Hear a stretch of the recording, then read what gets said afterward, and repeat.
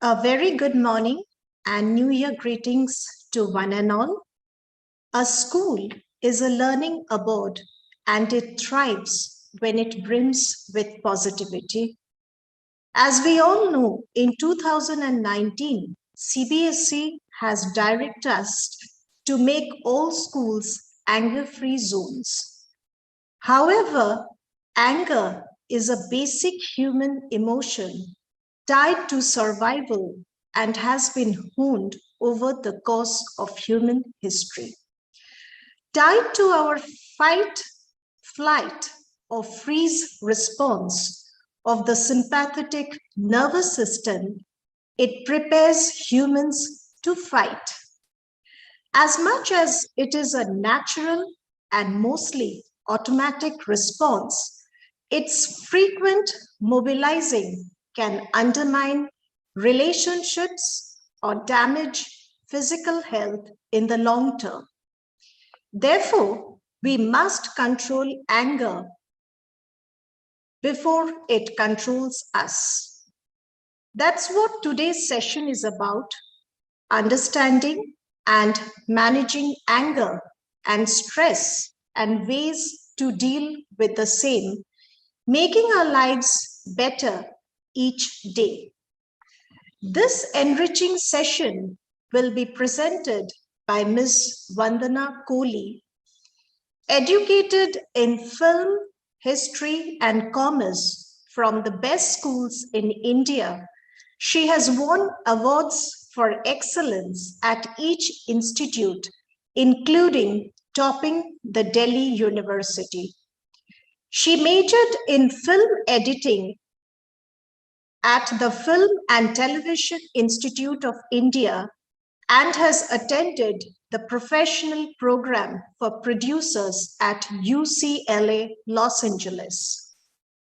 Ms. Kohli wears many hats: that of a filmmaker who has produced and directed the acclaimed documentary, The Subtext of Anger, among several other projects. Her production of the Indian national anthem has over 9 million views on social media. That of an acclaimed writer who has authored Hinge, Rediscovering Emotional and Mental Wellness, Rupa Publications 2021, and has written a weekly column, Mindscape, for the Week magazine on mind, emotion, psyche, and has conducted many workshops on understanding and managing anger, on focus and mindfulness. She has served twice on the jury for the National Film Awards 62nd and 66th, served as member, Board of Governors for the National Institute of Fashion Technology from 2016 to 19. She is also the founder and director of Tulip Comfortwear, an apparel line for women to work, travel, lounge in, and has released 2 instrumental albums of Indian melodies on the Piano with T series. She loves to sing old Indian film songs with the guitar. I hope that today's empowering session will whet our anger and stress management skills, and we will be able to take one step forward in making our schools anger-free zones and ourselves emotionally wealthy. Now I request Ms. Kohli to commence her enlightening session for all our participants.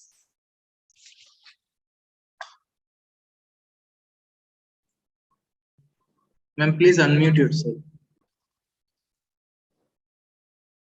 Thank you, Principal Bhuvaneshwar, and a very good morning to everybody present here. The principal, in fact, in her opening comments touched upon a very, very important aspect of anger, which is that anger is a natural emotion. It is a necessary emotion, and that we are all hardwired with anger. There is, as the principal mentioned, there is the fight and flight reaction that occurs in us, and there is a small cluster of neurons the size of a pea inside the brain, in the primary part of the brain called the amygdala, which every time it senses a threat, it sparks. And it sparks to send a message to the body that there is a threat and you need to either fight it or you need to flee from it. And at that time, the brain is pumping the body with all these neurotransmitters because you need all the strength in your hands and your legs to either fight or flee. So it's a very intense emotion, and it's a very intense reaction in the body. And it is necessary to protect us, which is why we are all hardwired with anger. The noblest purpose of anger is that it is meant to alert us to injustice, even more than threat. Anytime we come across any kind of injustice, we are sparked to anger. And that's what it's, I think that's its noblest purpose. But having said that, anger is equally a dangerous emotion because it is powerful, it can be all-consuming, and because it is addictive. Every time we feel angry, it naturally makes us feel, I am right. And that's a very dangerous state of being. So therefore, it becomes important for us to understand various facets of anger.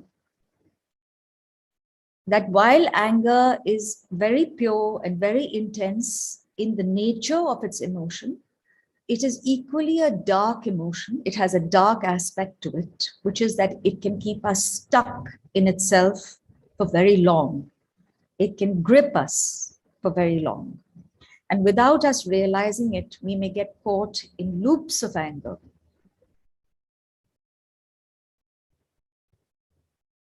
The film, I think some of y'all may have seen. We're going to screen it.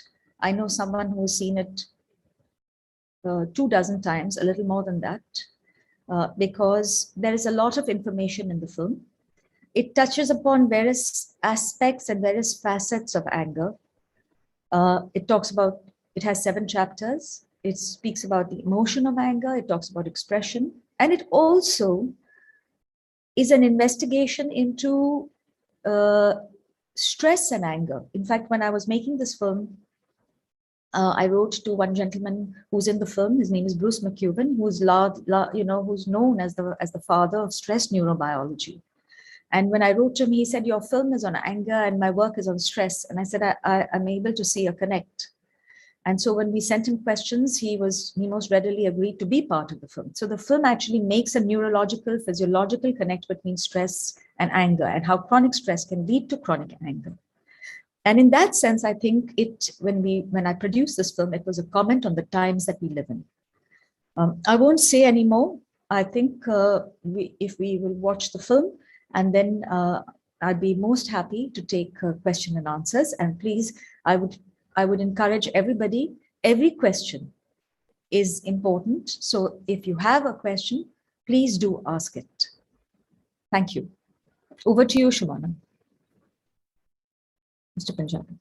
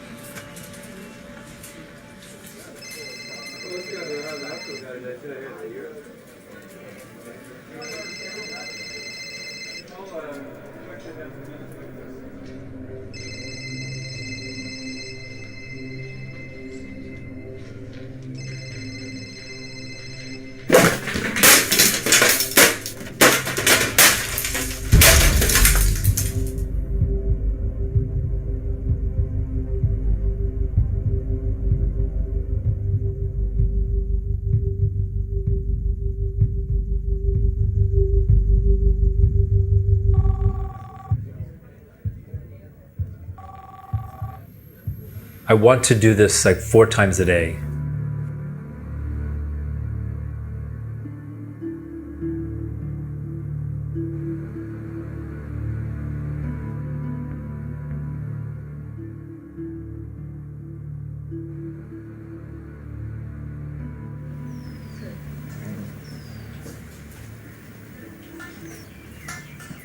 I don't remember being an angry child. My husband was a happy-go-lucky man. He never bothered what he was earning, how we were living. I had to cope with work, and my husband never stayed with me. He was in a different area, working somewhere else.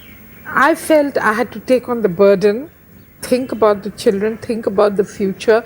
And as I was trying to achieve that, my anger would swirl. I used to get so angry, I just couldn't control myself.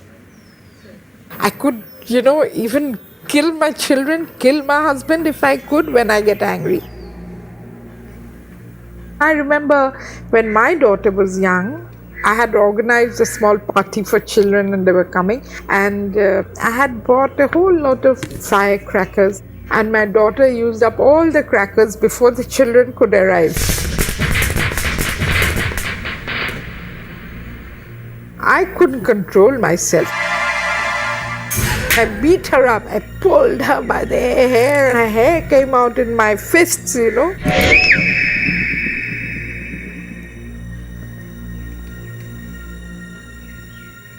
My child did not even cry. She looked, stunned. She just kept looking at me. She stood where the incident happened. She stood there. I can make out she still hasn't got over that incident.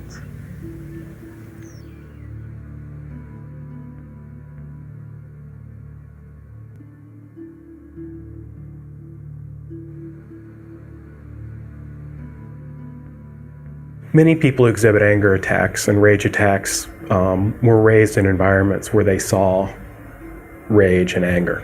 My father was the angry one. I was very scared of my dad, definitely. My father used to beat us up. We could never say anything to him. Sometimes I even remember him beating up my mother. Probably a lot of frustration because he was very dominated by his own dad, maybe, My mother was angry too. My mom and my stepdad fought constantly.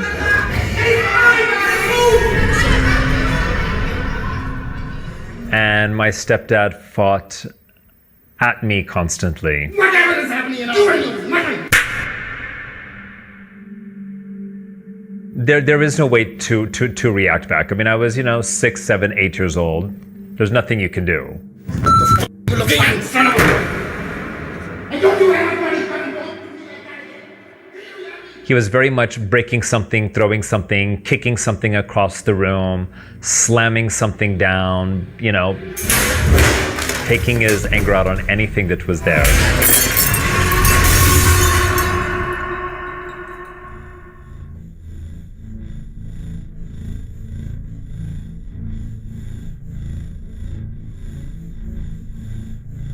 I've noticed that I tend to do some of exactly the same things that I used to hate while I was growing up.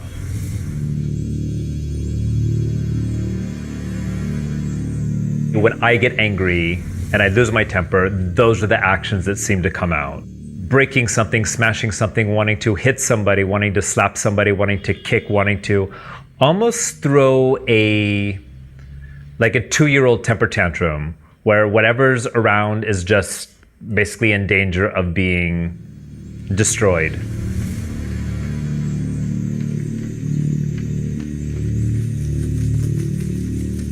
I feel children learn through watching what's happening around them. If a child sees a lot of aggression around them at a younger age, they feel it's okay to be angry, it's okay to be aggressive. If your father is angry all day, every day, then you will learn to be angry.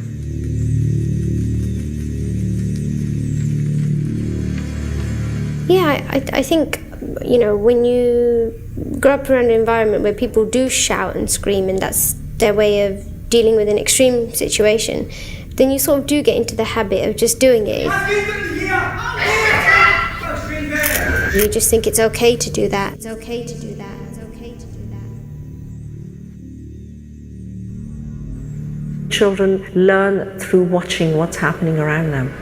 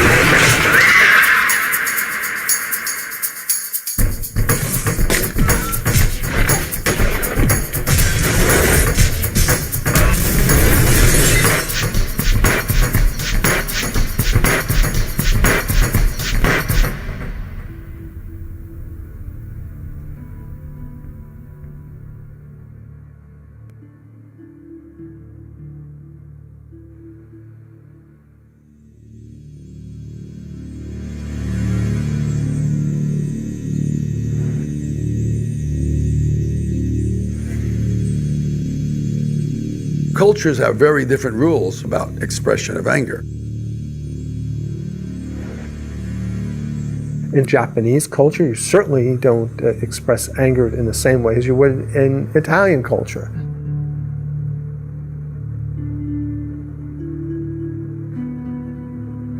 I'm certain that culture is going to make a difference in what you get angry about.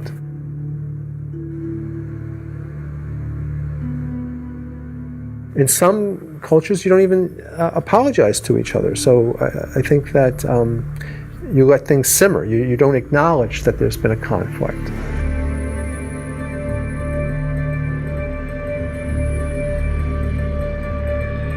Where the group is important, people getting on with others is important. Both men and women are discouraged from expressing anger. But there's a difference, perhaps a gender difference, in that men, when they feel anger, they can express it against people who are weaker and more vulnerable, and very often that turns out to be their wives or their children. Being aggressive towards your own wife is totally acceptable. And taken to the other extreme, honor killings is acceptable in large communities.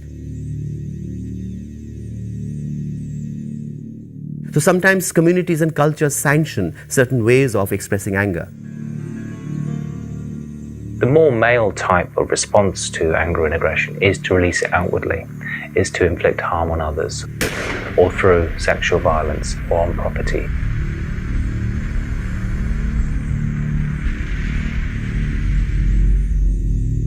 Men are almost encouraged to be aggressive and assertive.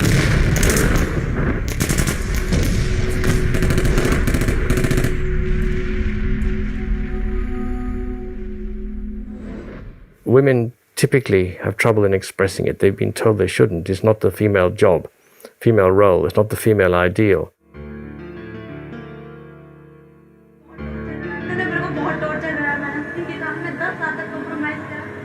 I would imagine that a lot of women feel they're really up against the system, against the structures of the family in particular. And I think that they do have a lot of anger and desire to change things. But they're frightened because if they express the anger too strongly, they'll receive criticism and they might lose safety and protection.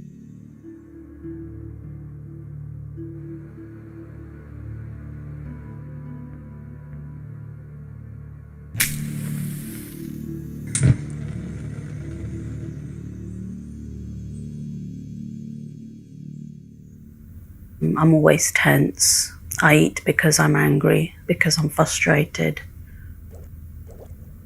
Nobody understands, taken for granted, taken advantage of.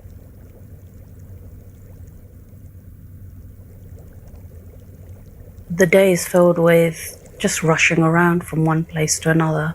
There's no calm time because I've got to sort the house out, sort the shopping out, sort the kids out, be ready for when they get home. And it's just constantly on your mind. I've got to do this, I've got to do that. There's no time where the brain is switched off. I'm constantly angry, yes. I've tried taking time off and it was great for a week. But you come back and reality hits you again, and within a day you're back in the same routine. Been doing the same thing for so many years. There's no enjoyment. There's no recognition. So I don't see why I should do it. I feel very hopeless. It's to a point where I sometimes feel suicidal. The only thing stopping me is not my husband, it's my younger son. Because I don't think he could cope without me.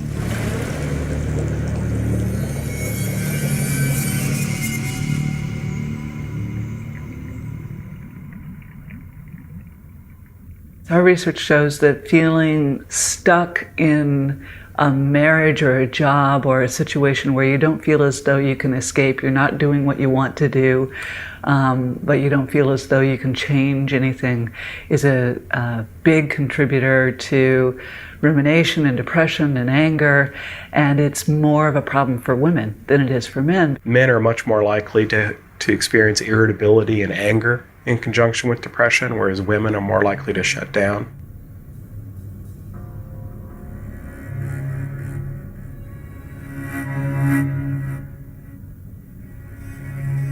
Women are more likely to feel as though they don't have control. They don't have the resources or the freedoms to make the choices that they would want to make. They just feel completely overwhelmed and immobilized.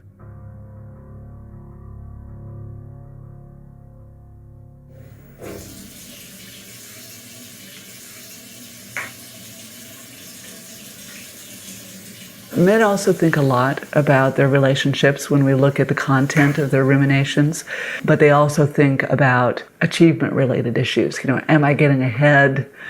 Am I accomplishing my goals? Am I successful enough? Successful enough? Successful enough?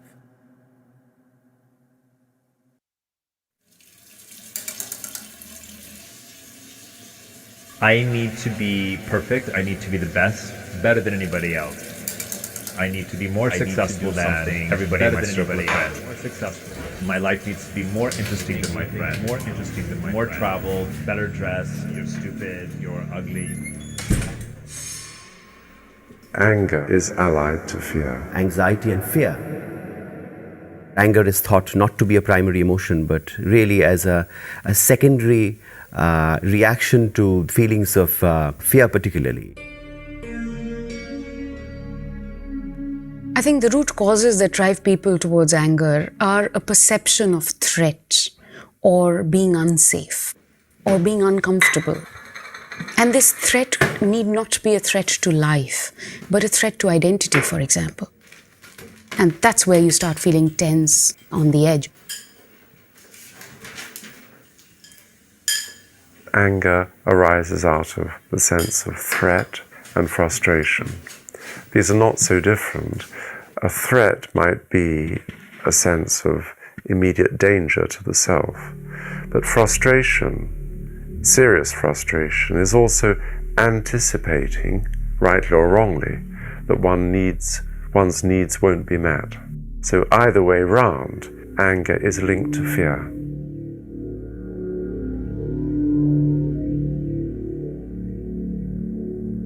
When we think different thoughts or when we have different emotions, the brain is definitely exhibiting different properties. There have been enough studies now that we do have a pretty good idea as to what is going on in the brain during anger. There is a particular part of the more primitive cortex, which is called the amygdala, which orchestrates the response. So anytime anything that could potentially be a threat is in the environment, the amygdala is going to activate.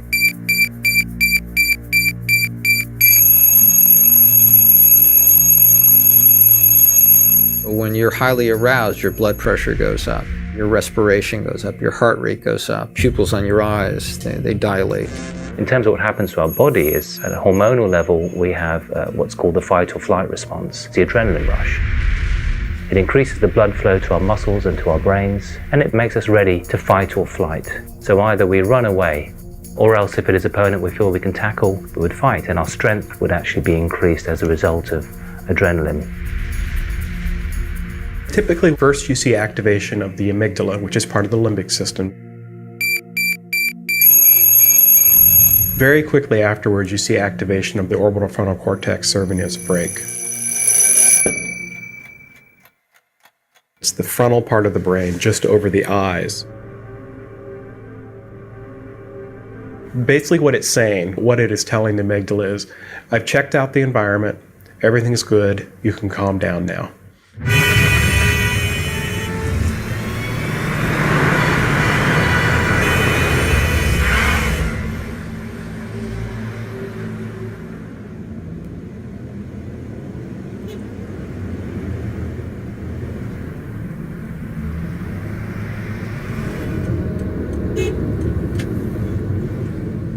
Stress is a threat, either real or implied, to our survival, to our ability to survive.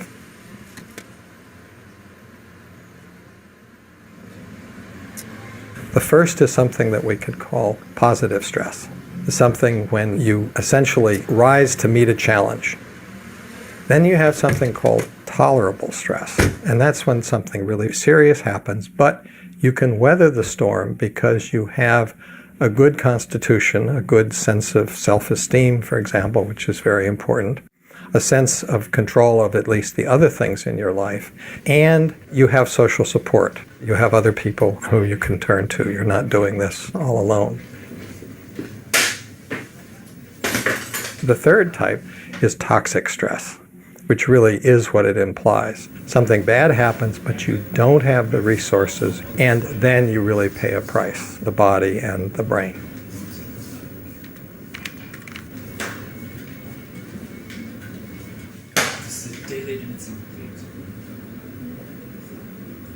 That is not my problem.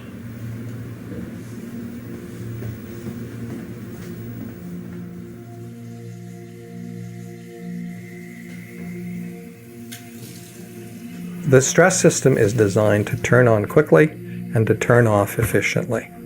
When it's on for long periods of time, then we're in trouble. Another deadline, another client meeting, another...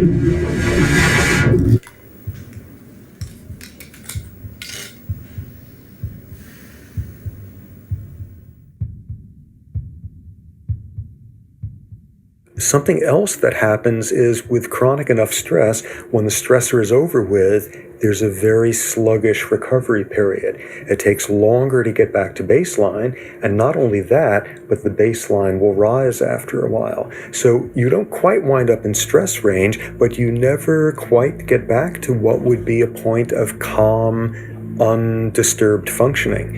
And suddenly you're more fearful than you might have been, you're more prone towards aggression, your judgment is poorer. That's occurring a little bit all the time.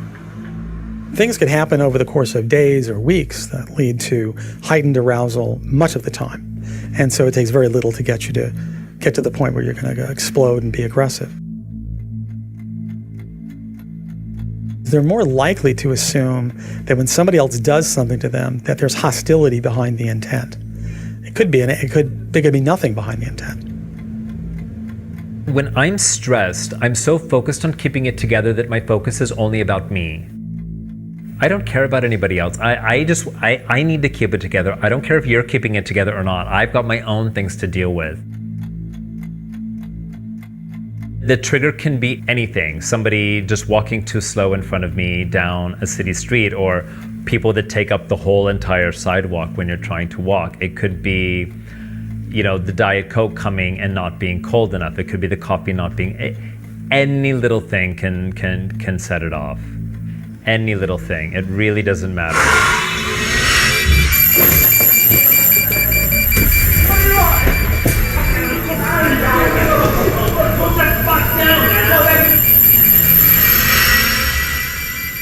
With the onset of chronic stress, the amygdala becomes bigger, the neurons there grow more processes, become more excitable, and what a hyperactive amygdala does is make it harder for you to figure out that something or someone is no longer a threat.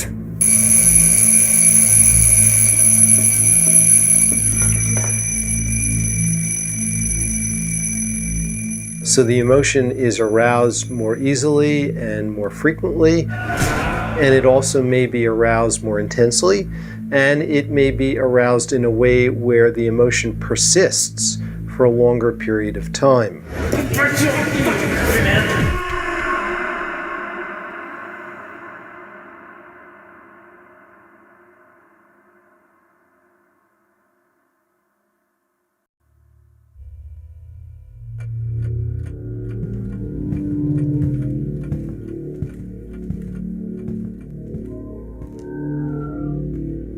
The emotion that you have maximum and the way you travel the path of that emotion in your brain gets stronger and stronger each time you travel the path. And if one is constantly angry, it will get stronger. It's like a switch is becoming well-oiled.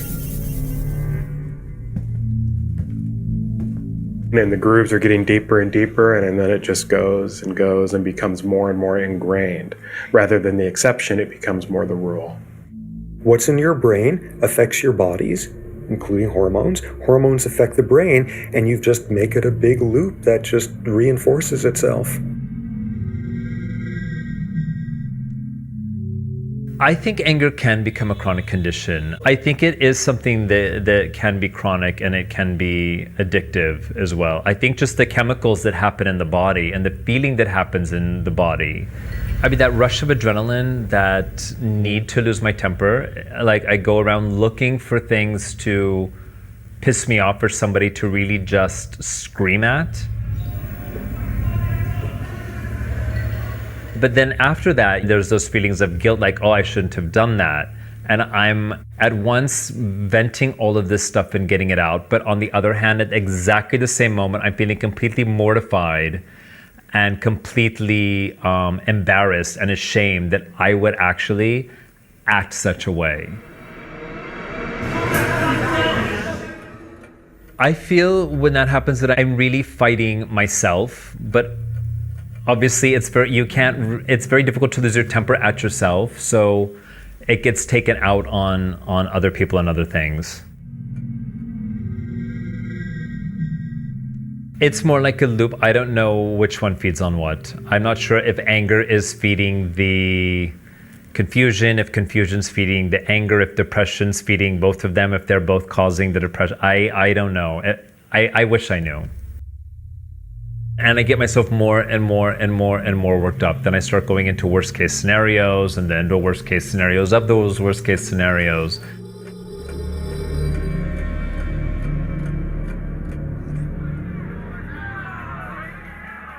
I think the way of life today is a huge contributor to stress and anger. There seems to be no downtime. There's never a moment where you're off. Your mind never has a chance to rest. Even when you watch the news, you've got the news and then you've got the little bar across. You've got two types of news coming at you, not just the one. And it's just this constant this constant connection, this constant lack of escape. And I think it's just too much. There's just too much information coming all the time.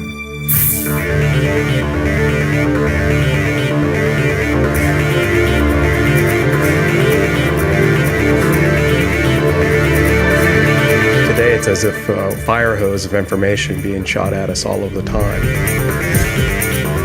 So we are bombarded with negative information constantly. We don't have resilience coming in the news. There's so much and so many voices that the media too is trying to be heard. All those images percolating down into our psyche, we are very affected by what we read and what we watch. It's the speed at which it comes, and all of a sudden there's just 20 things coming at you, and you just start shooting at all of them, and you're not really paying attention to anything else. People are expecting things to happen faster, and the bosses are expecting things to happen faster. We're taxed. Technology gives you immediate gratification. And It seems that when people don't get what they want right away, they get frustrated. The frustration often leads to anger, and anger then leads to aggression to get what they want. They want instant everything.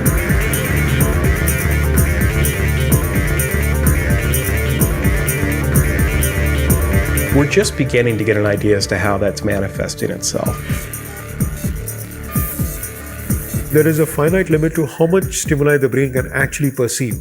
If you are given too much unnecessary information, the filter fails. It's not as if the human mind is failing. The filters simply get overwhelmed. You're basically clogging your input drives.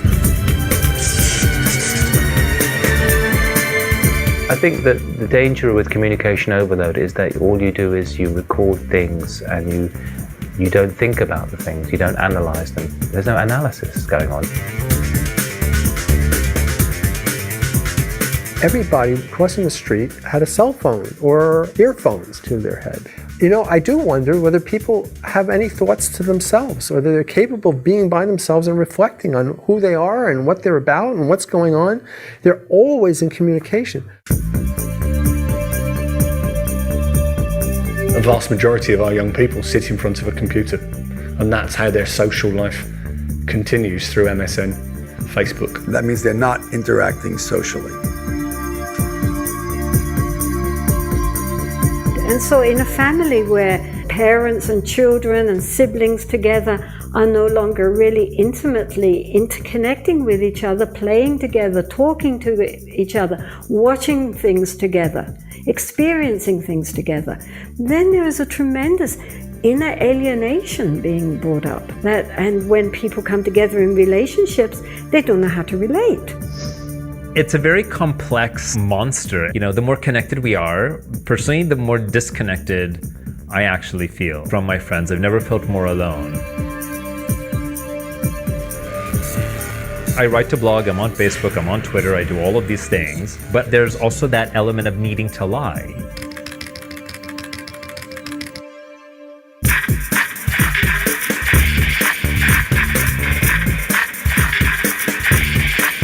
There's a huge pressure of keeping a certain image because we're judged by the things we have. We're judged by what are you wearing, what labels are you wearing, where are you shopping, what restaurants are you seen at, are you flying business class or are you back with the losers in economy?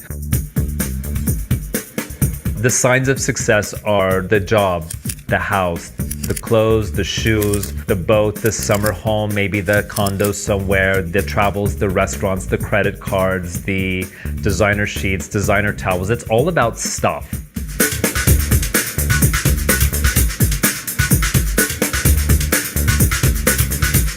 There's also the pressure to be a certain way, act a certain way, look a certain way in a culture where everything has to be young and new. I was borrowing from one credit card to pay off another credit card, and then I would spend up on that credit card to pay off the other credit card. So there was this act of sort of slowly going further and further into debt because it's never enough. There's always something new. There's always something more expensive. There's always something that says success more than what you already have. Then of course the recession comes around, and then it's not only that, but somebody will come in and take over your job, you'll lose your house. Again, it never ends. There's always something to worry about. I personally think that the reason why so many of us are angry is because we have to compete.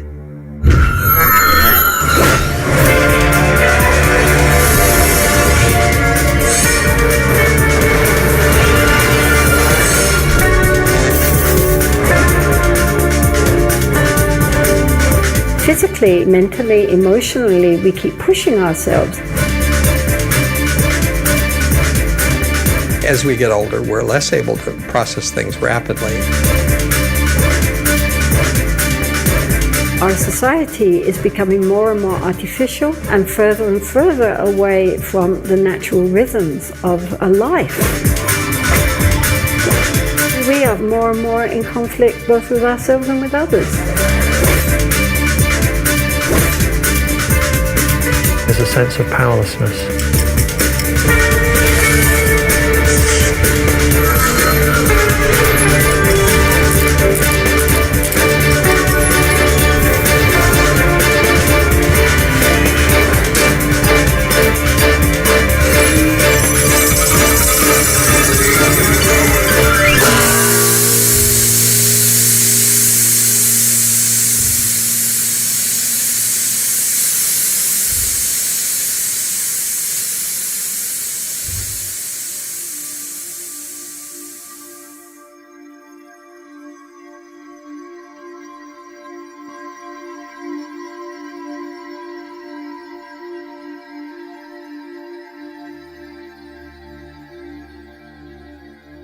with all the communication, some people are left behind and they're isolated and become frustrated and angry. What we want more than anything else in the world is to assert ourselves and leave a mark in the world and say, I am, I exist, I mean something. My existence adds up to something. And the second one is to belong in a group. I am not alone. And if I have no other vehicle, then one of the most dramatic things that I can do is go in with a gun and shoot a lot of people. I went into a horrifically deep depression to the point of I got to a point where I just couldn't do it anymore. And I was actually, for the second time in my life, planning to I didn't see any way out. I had gotten to a point where I lost all of my money. I didn't even have money to eat. I didn't have money for my rent. I didn't have money for anything. And I just thought, this is it. I'm done. I'm tired. It's not worth it anymore. It just isn't worth it anymore.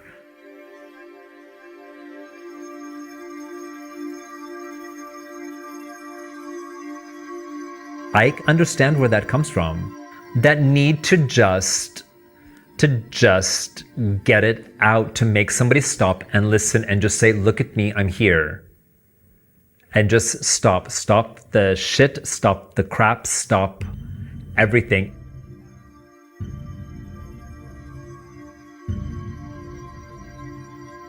People are pedaling on this little mouse wheel and they can't get off because they're part of this structure that's moving them forward, and they're almost powerless to get off because they need to pay their mortgages, they need to pay their school fees for their children, they need to keep up with the Joneses or keep up with some financial structure.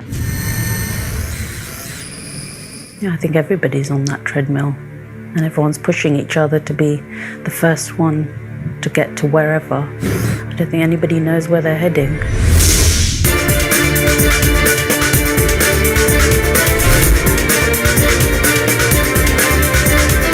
You forget that the basic anger is actually competition for resources.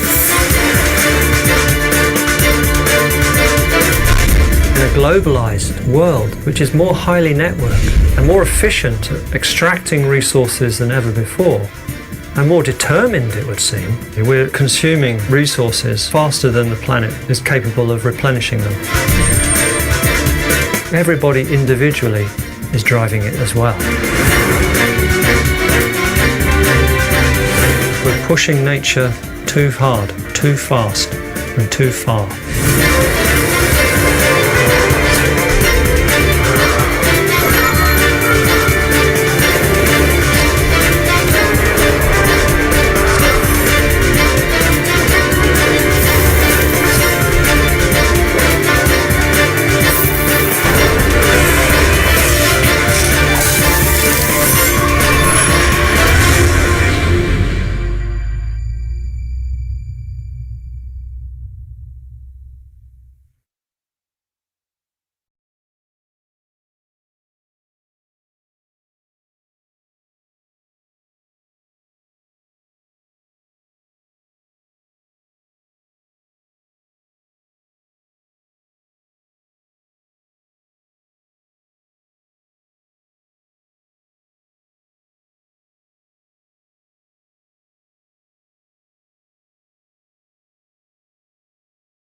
I think the world we're living in today is horrifically and scarily excessive. The companies are making too many options. I actually recently I had a cell phone that was very complicated, and I found that I couldn't even use it. I couldn't understand it. It had too many things on it. So I walked into the a store to return it and get another one, and I said, I just want your simplest cell phone. And they said, what do you mean? And I said, well, I want a cell phone. I want to make calls. I want to get calls, and I want to get messages. That's all I want. Well, they didn't have one like that, first of all. I don't want to shoot down Russian missiles. I don't want to watch ball games on this little screen. I don't want to do email with my little finger going like this. I just want to talk to people, you know? So they don't even have one like that. But the point is, I got a relatively simple one. I made it didn't take me very long. I said, cheapest one, right? As long as it does those three things, and they said, well, here's one like that. I said, good, I got it. I think consumerism is good because it gives people a choice. It gives people options to go out there and purchase whatever they want. But I think some of these marketeers, they're just taking it too far. I've been in marketing meetings and I see what these people talk about, and I see what they push. They have targets, sales targets to meet, and they'll do anything to shift the stuff, anything to shift the stock. Why is it that these industries are regarded as being quite prestigious and glamorous? Why is it that the teachers who are contributing to society much more, why aren't they paid highly salaries?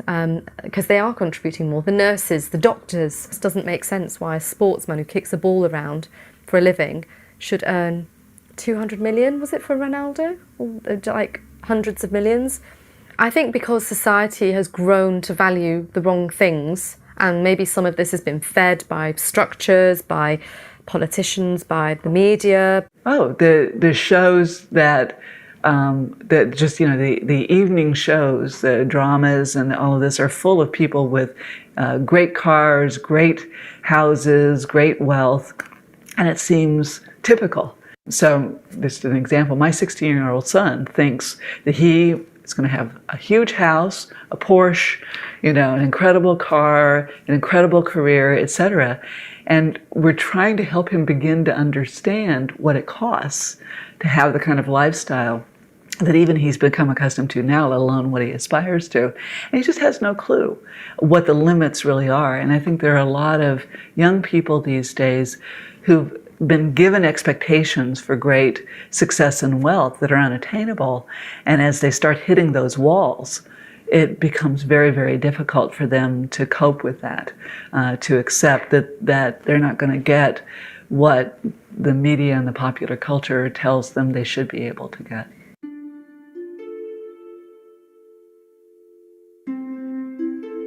I think as far as change is concerned, clearly one has to start from where one is. I mean, if you think of a wheel, then what is turning? It's the hub. You turn the hub and the whole wheel will turn.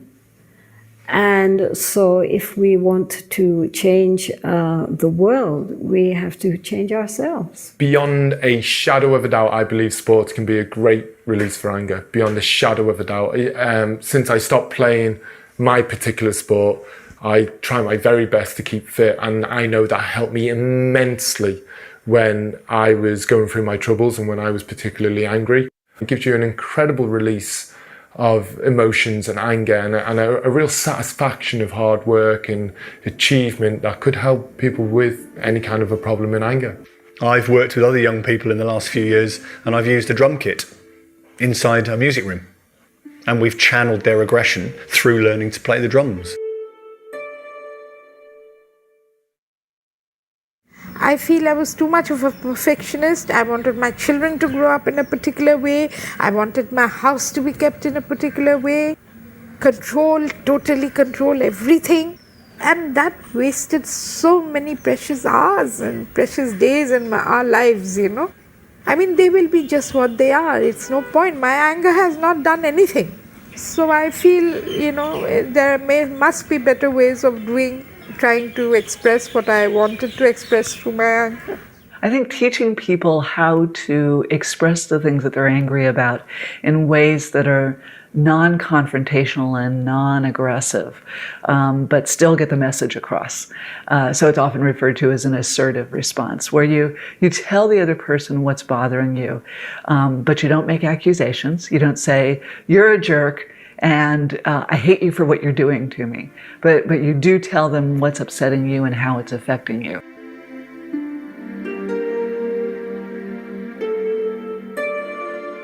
A very good basic technique to get started on is to just be conscious of the breathing as we breathe in and we breathe out, because we're always breathing. And normally we're not even conscious of it. And also we cannot breathe in the past and we cannot breathe in the future. We can only breathe now.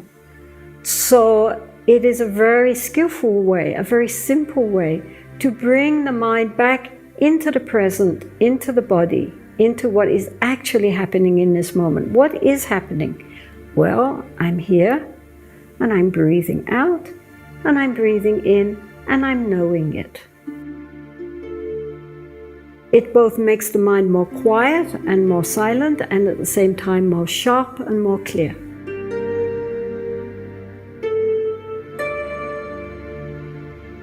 If you're a marathon runner, you have to pace yourself. You can't, it's not like you're doing just a 100-yard sprint.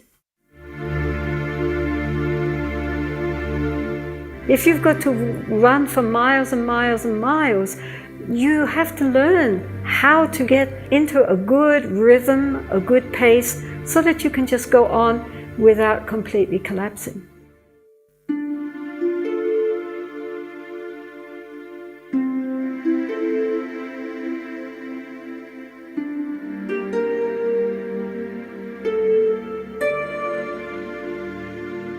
Normally when we have something which we like, whether it's a person or whether it's a possession, we tend to grasp onto it very tightly because we're afraid of losing it.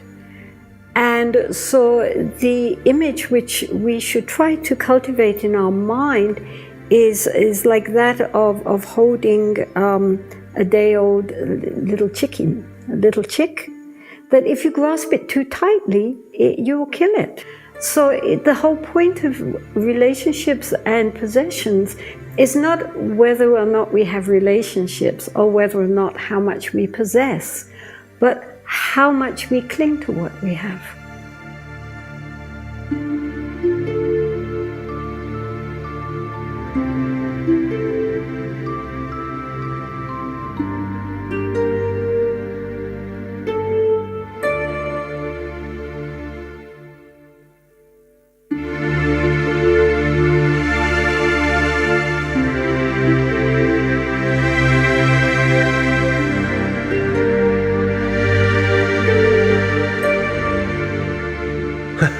Well, when I got my first computer, I was absolutely terrified. I had an endowed professorship. I was theoretically a smart man, good at science.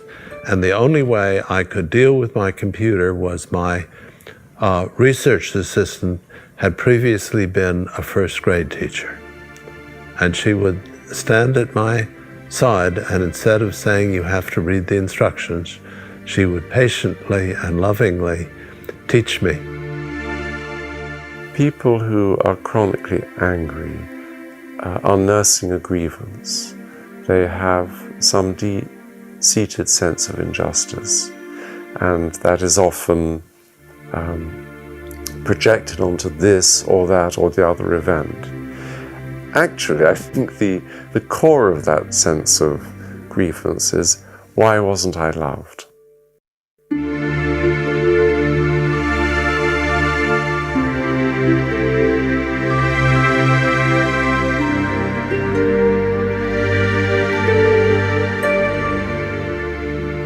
Whether the human race survives is going to largely depend on our moving from a climate of fear to one of compassion.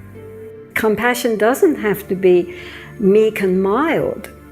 Compassion can be extremely powerful and strong, the more so, because there's no ego behind it. There's only compassion. And therefore, I'm not trying to prove I'm right. I'm just trying to deal with the situation with an attitude of clarity.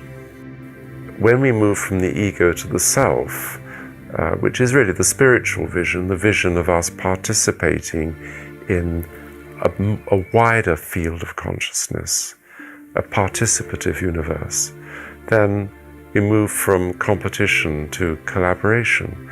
At that point, what benefits you will benefit me. That's Spaceship Earth. That's really the transformation of consciousness that we need if we're not going to destroy ourselves and our planet.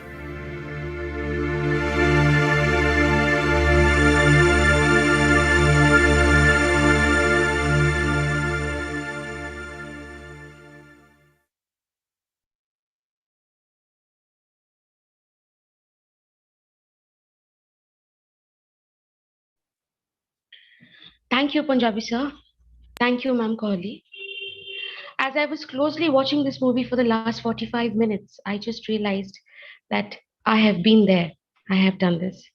I'm sure all the participants who are present here too feel the same. At some points of our life, we have all been through the fits of anger that were just shown in the movie. Thank you, Ma'am Kohli.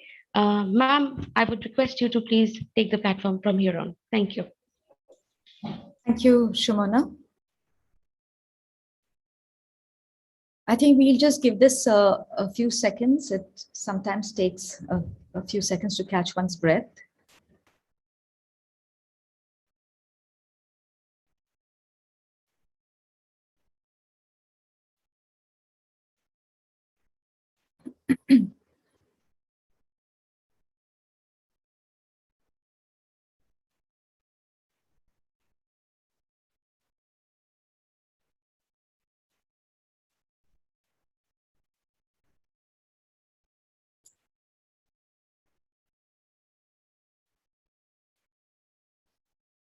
I think it would help if we switch on our videos, please.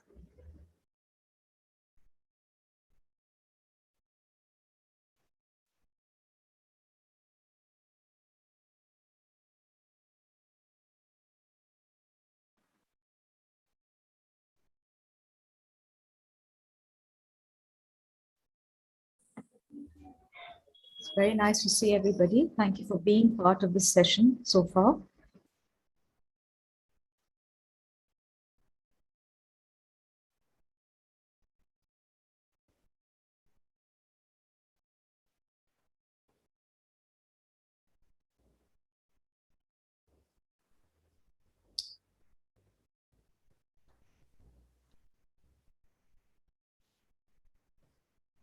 So as we've all seen, there are various facets to anger. It's not just about anger and how you feel when you're angry. There's a whole world of things going on around it, from it, as an origin. And I think what the film does try to do is to touch upon some of the important facets of anger, so that if we are aware of it, and if we are aware of the dynamics of the emotion, how it works, what triggers it, more so for our own selves than anybody else, I think it just leaves us in a better space to be able to use the energy of anger. It's not as if anger will not spark in us. Anger will continue to spark in us when we encounter injustice. As I said in the opening talk, that's its noblest purpose. That's what it's meant to do. And anger will continue to spark in us. The fight and flight reaction will continue to spark in us every time we feel a threat. But what kind of a threat it is what we need to be in a better position to judge for ourselves.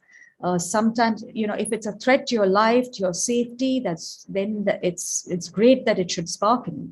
But if threat in our unmindfulness has become something as insignificant as this person said this to me, that person did that to me, this person didn't hear me, and then we wear our anger on our sleeve as an expression, if I may use that, and then at the drop of a hat, we are going to be losing our temper all the time. And as I said initially, it is a dangerous emotion because it is addictive. It makes you feel that I'm right to lose my anger, and that becomes a loop.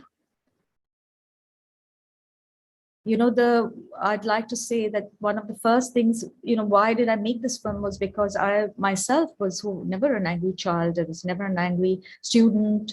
I was never an angry young adult. But by the time I hit my 30s, I was raging, really. I was very, very angry. And, outwardly it wouldn't show because we all express anger differently. I wouldn't explode, but I was imploding. And the reason for my feeling anger so strongly was that I felt a sense of entrapment. I felt that we really don't have too many real choices. And I had to work my way through that,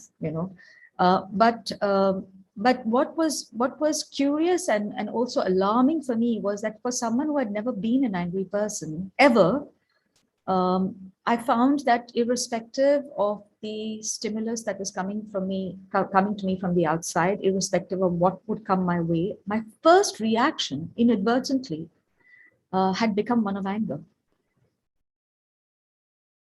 And I thought to myself, there's something wrong. There's something that has changed in my brain, in the way my mind works. And the one thing that helped me was immensely, and I'd recommend it to anyone and everyone who's willing to take this small piece of advice, is to keep a journal. I'd been keeping a journal, and I found that I was stuck in a certain way of thinking, and there were patterns in my mind. I was seeing my mind going round in the same loops, and that's when I thought to myself that, you know, there is a groove, there is a circuit that we use in the brain which can become deeper and deeper, and that's how I started writing to all the experts around the world, and I found those answers, and they were of great help to me, because I really believe that, you know, half the solution is in understanding the problem. If we are able to lucidly look at a problem and dissect it and understand its various components, I mean, half of it is resolved right there.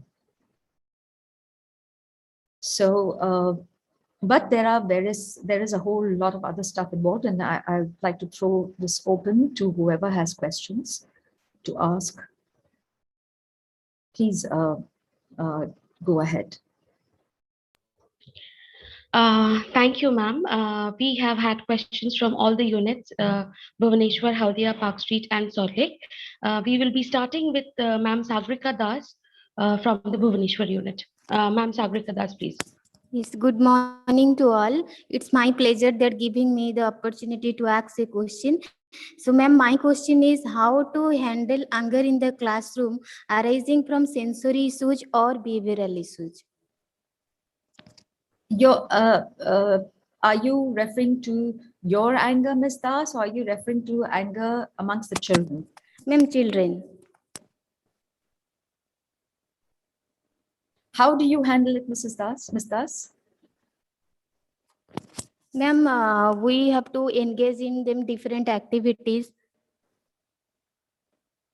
Yes, exactly. As you would have noticed right at the end, there was a sports person who said that, you know, he's found he was able to overcome a lot of his anger by indulging in sport. Yes, and also there was another teacher who mentioned that, you know, he's been able to resolve, bring down the levels of anger amongst children by putting them in a music room with a set of drums. So I think basically the point is, and this is something I do strongly recommend as well, the more we are involved in movement of a constructive kind, the more the balance within us, between the various layers that interact, body, mind, emotion, the more they find a natural balance.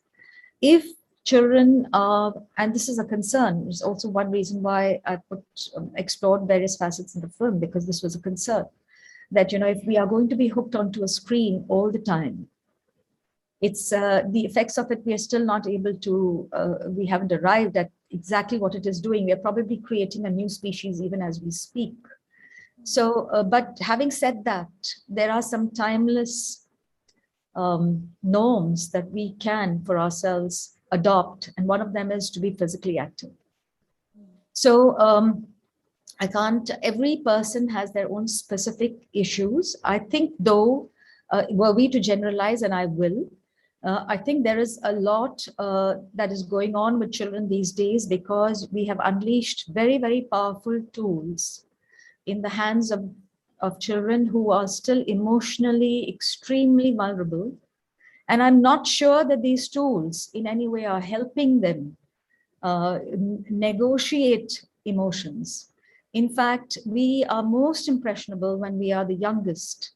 And if we are to give a screen to a little child and leave her loose, or let her loose, or let him loose with it, without any constraints, without a time limit, just because it keeps the child engaged, then we are going to be in deep trouble, because that does not build resilience in a child. So my short advice at this point in time is that I think more and more people have to become aware of the fact that we need to be physically engaged in a constructive movement. It could be sport, it could be dance, it could be any other kind of activity. It could be cursive writing, gardening. I'd like to state something here. For art classes, for instance, they did a study a few years ago. I was reading a report where this study followed children who were taught how to write cursive writing, which is with your hand, as opposed to a group of children who were typing, because that's what we do now. We type on a keyboard. And the findings were quite revealing. They found that children who used their hands to form the word and write the alphabet had better language skills, because they were writing the word letter by letter and not resorting to autocorrect.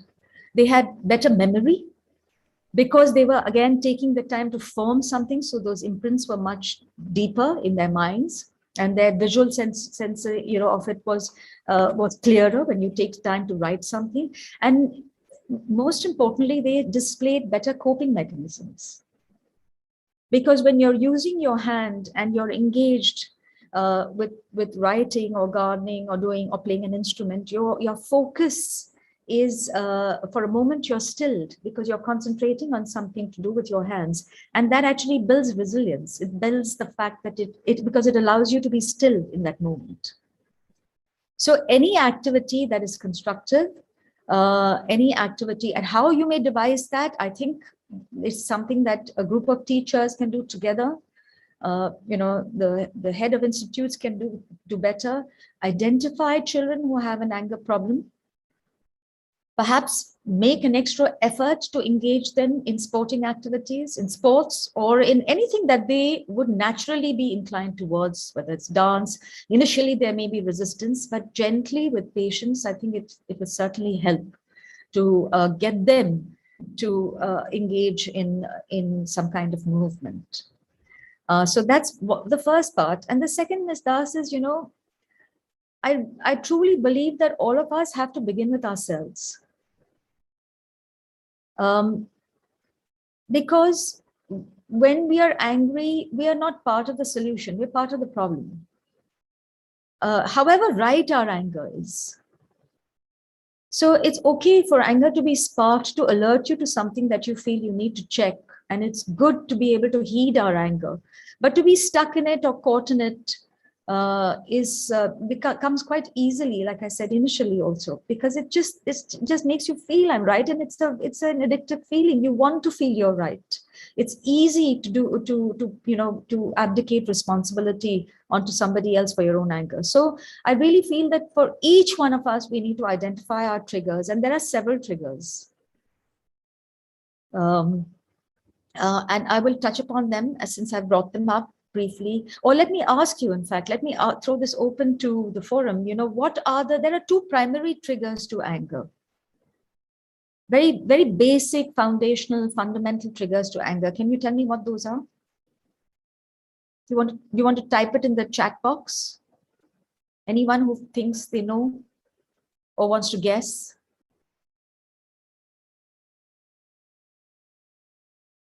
Bullying. Okay. More fundamental than that? Blocked goals, anxiety, all of these contribute. Stress, certainly. Ma'am, frustration. Aimlessness, being understood or misunderstood, I would imagine. Yes, let's get more basic. Irritation, yes, certainly. Impatience, failure, very, very important. Very, very important. Fear, absolutely, absolutely. In fact, there are two primary emotions. There's love and there's fear. Actually, hatred, behind hatred lies fear. You hate something because you're fearful that it may take over what you like. Interference, all of that. But let's get more physical. Let's get more physiological with those two basic triggers that lead to anger. I still haven't found an answer. Keep trying, keep at it. All right, I'll say it. The first is hunger. And the second is fatigue. Non-acceptance. Is lack of rest, not enough rest. And why I'm stating them, and everything else that y'all have said, every single one who has written, all these various reasons for anger, they're all correct. But two very primary physiological triggers are hunger and fatigue. And it's important for us to know this for ourselves, because sometimes we are angry and we don't know why we are angry for something as basic as the fact that you may not have eaten on time, or you may not have slept enough. And what happens then is that if you realize you haven't slept enough, that makes you even more angry, and then you get caught in that loop, and that's not going to help. But the other reason why I'm talking about hunger and fatigue is because very often we feel that we are the brunt of someone else's anger, and that sparks anger in us. And when somebody we feel is unreasonably angry towards us, we react with anger, and that becomes one spiral, and it can very quickly go out of control. And here is where hunger and fatigue come into play, because it helps to give the other person the benefit of doubt and think to oneself that, you know what, this person may be under-rested, or this person may not have eaten lunch. And therefore, this person himself doesn't know, or she doesn't know why she's reacting this way. And so I don't need to necessarily engage. I don't necessarily need to react with anger to somebody else's anger. So those two primary triggers become important, I feel, most for ourselves as well as for to help us unlock from a situation where someone else would be directing their anger, and we may feel unreasonably towards ourselves, especially strangers, especially colleagues, for instance. So, to come back, my point is that we need to, for our own sakes, understand what is our triggers, what is our expression. Now, let me please request everybody to, shut their eyes for 5 seconds, 10 seconds, and think of what is it that you do? What is your expression of anger? When you're angry, what is it that you do? Just for a moment, just take stock. Do you shout? What do you do?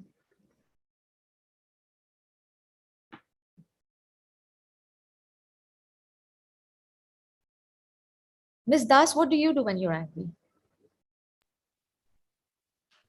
Ma'am, I shouted. Sorry? If someone not understand me, then I shouted. You shout at them, is it? Yes. Okay. I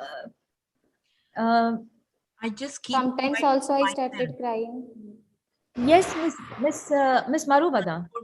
This is Annapurna. Yes, Annapurna, please. When I get angry, I just keep everything to myself. I just sit in one corner and then close my eyes and be silent, not talking to anyone.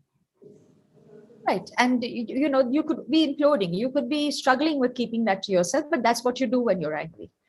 What else? Anybody else, please? Pratigyan Mohanty, ma'am, please. You'll have to unmute yourself. Yes, ma'am. Good morning, everyone. Good morning, ma'am. Good morning. To keep silent or leave that place or leave that area which is not comfortable for me and making me more anger. Making you more angry. So you move away from the situation, which is you disengage. Great. Ma'am, react according to the situation.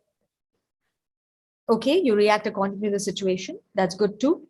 Anandita, thank you. Mr. Upadhyay, Sunil Upadhyay.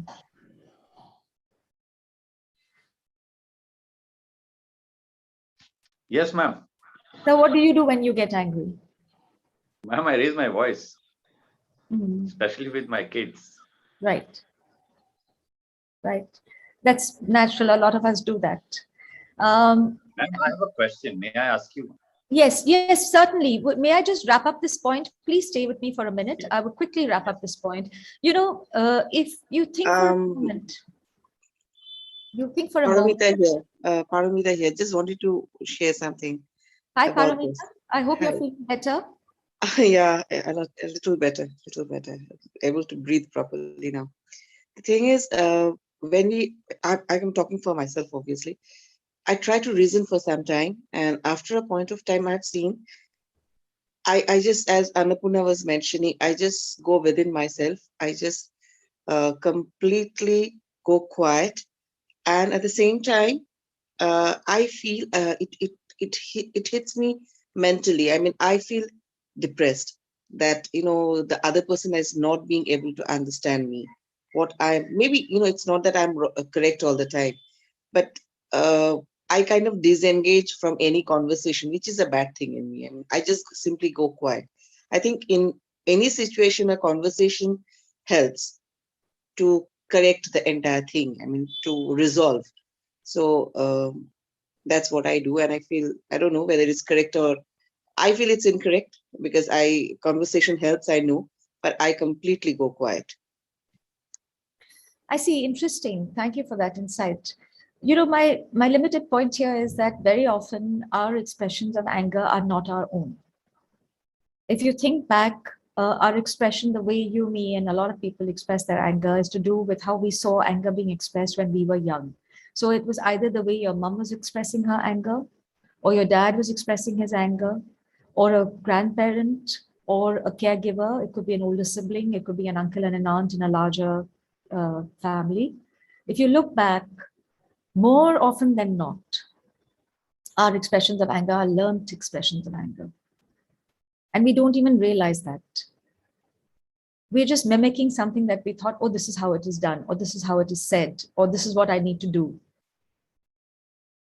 And I think the very first step in realizing and taking ownership of your anger, of one's anger, of our own anger, is to begin the path to understand what would therefore be your expression, one's own expression of anger.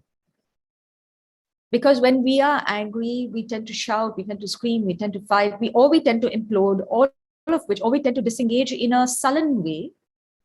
And none of that is constructive. And can we do something constructive with anger? Of course. In fact, anger in Jetsunma Tenzing Palmo, the Buddhist nun in the film, in one of her workshops, she talks about this Buddhist text, which describes anger, the energy of anger, as extremely pure, because it is so intense and so sharp. So it is energy. And if it is being sparked in us, there are two things. One is, she says that, if you come to a point where you are beginning to feel angry, or anger is beginning to spark in you, and at that point in time, you're able to see, oh, you know what, I'm getting angry. In that moment of realization, as anger is sparking, you transform it. Because without our realizing it, there is we put space between the emotion and the expression of it. The first hurdle is that we don't usually understand that emotion. The emotion of anger is one thing, and the expression of it is another. And that there can be space between the two. So to put space between the two, I think helps. First, because it puts a slight break. And it's a practice. It may happen overnight with some of us, but in my experience, it does not happen overnight. At least not for me. So it's a practice, and I found that, that for a very long time, I made a film on anger, and for a very long time, I was still caught in the same wheels. But I became more and more conscious of the fact that, oh, I am angry, and I would over and over again express it the way I wanted to express it, and then regret that expression. And then I found, by becoming more and more conscious of it, that the space between my realizing how I had lost control over my expression became shorter and shorter. So earlier it would take me 2 weeks to realize that I should not have said this way. Then it took me 10 days. Then it took me 2 days. Then it took me 2 hours. I would begin to regret it in 2 hours, and go back to the person and say, you know what, I didn't mean this. I'm sorry I said this the way I didn't mean to say it like that. And, it's upset me as well. But this was the point I was trying to make. And then it takes you 2 minutes. In 2 minutes, you can correct it. So, it's a practice, and that ownership of bridging that gap is squarely on each one of us. No one else is responsible for our anger. The cause could be anything from something that is very small to something that is momentous. Ultimately, the responsibility for each one's anger, we are responsible for it, nobody else.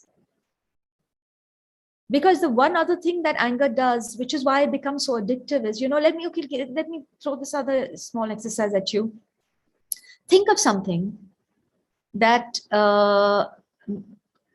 that always makes you angry. Something that is without fail makes you angry. It could be something very mundane. Think of it, please. I'm Annapurna again. Yes, ma'am. When my children doesn't listen to me, I feel anger is building up in me. And then even though if I don't show immediately, but it gets built up. And when finally they are not listening, they are not following, and I feel that now I'm going to burst. It's just like a volcano. And at that time, I just try to control and change myself. But sometimes it happens, sometimes it doesn't happen. So that is what goes on in me. Thank you. And when you say your children, are you saying your children at home or your children in class? Actually, my daughters, they are grown up, but even in their childhood, when they never followed my instructions or what I wish them to do or follow, but then if they don't follow, then I used to get angry. And but that anger was not shown immediately. It used to build up in me, and after that, after some time, say 1 hour, 2 hours, when I say 3 times, 4 times, if they are still not doing it, then it burst. And when it burst, it really, I just don't have control over that. So slowly I've started controlling that thing, and now I am much able to control myself. But that was the situation at that time. Well, thank you. You brought me on to another point, which is I don't really, I try not to use the word control when it comes to anger, because you will realize, if we throw this forum open and if other people tell us the reason why they were angry. Mr. Upadhyay, what makes you angry when you say you shout at your children? Is it the same thing as what Annapurna has said? Exactly the same thing, ma'am. When I am saying something and the other person is not listening to it, especially when we deal with the students. So I don't get angry in school, but at home when I'm saying something to my son and he is simply busy with his game. Nowadays, children are more occupied with that online game. So they are more engrossed in the game than what your father or your mother is saying. So naturally, you have to raise your voice to get their attention to do your work. So that's it, ma'am. I'm sure each of us has something to say. It could be to do with children in class. It could be to do with children at home. It could be to do with the house help. It could be to do with a colleague. It could be the fact that the driver doesn't come on time, or the maid hasn't turned up, or you'll notice that each time there's a sense of a loss of control. You want to control something and it's out of your control. And when you are angry, are you in control or out of control? You're out of control. So I love to say this. You want to be in control of a situation that is out of control by being out of control. So the short point is that, the solution, what we are resorting to does not hold a solution in it. And which is why I don't prefer to say control your anger. I do prefer to say let's process our anger. And when we say let's process the anger, there are several facets to it. First, as I said, there is the emotion of anger. The emotion of anger will spark every time there is a threat. The threat in this case is a threat to identity. I am saying something and they're not listening to me. I'm the dad, I'm the mom, I'm the teacher. And there's reason. Let's not get into that. Let's just look at how anger is working. So the emotion will spark. The second is And this is usually the key, the expression of it. When we express anger as anger by losing control, I don't know how much of, as I said, are we part of the problem or are we part of the solution? We are part of the problem because we are frustrated ourselves, and also maybe temporarily we will make things move ahead, but I don't think it would really lead to a more sustainable solution. So we had interviewed various people for the film, and we also interviewed Jaggi Vasudev. We didn't use him in the film, but he had said something very pertinent. He said, when you use your anger to get things to move ahead in a certain direction, you're running your car on bad fuel. So your car will move ahead, but because it's bad fuel, it leaves this thick black smoke all around, and that imprints people around you. So when we express anger as anger, more often than not, we are putting another wheel into motion. So then therefore, what can be our expression of anger? And that is something each of us has to find for ourselves. But the moment we realize that emotion is one and expression is another, and I need to find my own expression of anger, and I can start, and I will not be immediately successful, but I need to keep thinking about it. I need to keep reflecting on it. We will automatically, I feel, we will find a better expression. So, if your children are not listening to you and you are raising your voice all the time, maybe the first time it will work, the second time, third time again, they will ignore you. And it will end up you feeling more and more frustrated. So I would think to myself, you know what, could I have said this another way? Can I do this another way? Is there something else that I need to do? Do I need to give them some, prod them in a different direction instead of video games? Do I need to tell the guy, sure, you can play video games 6 hours a day if you want, but when you earn, you sit in front of the video game and you play.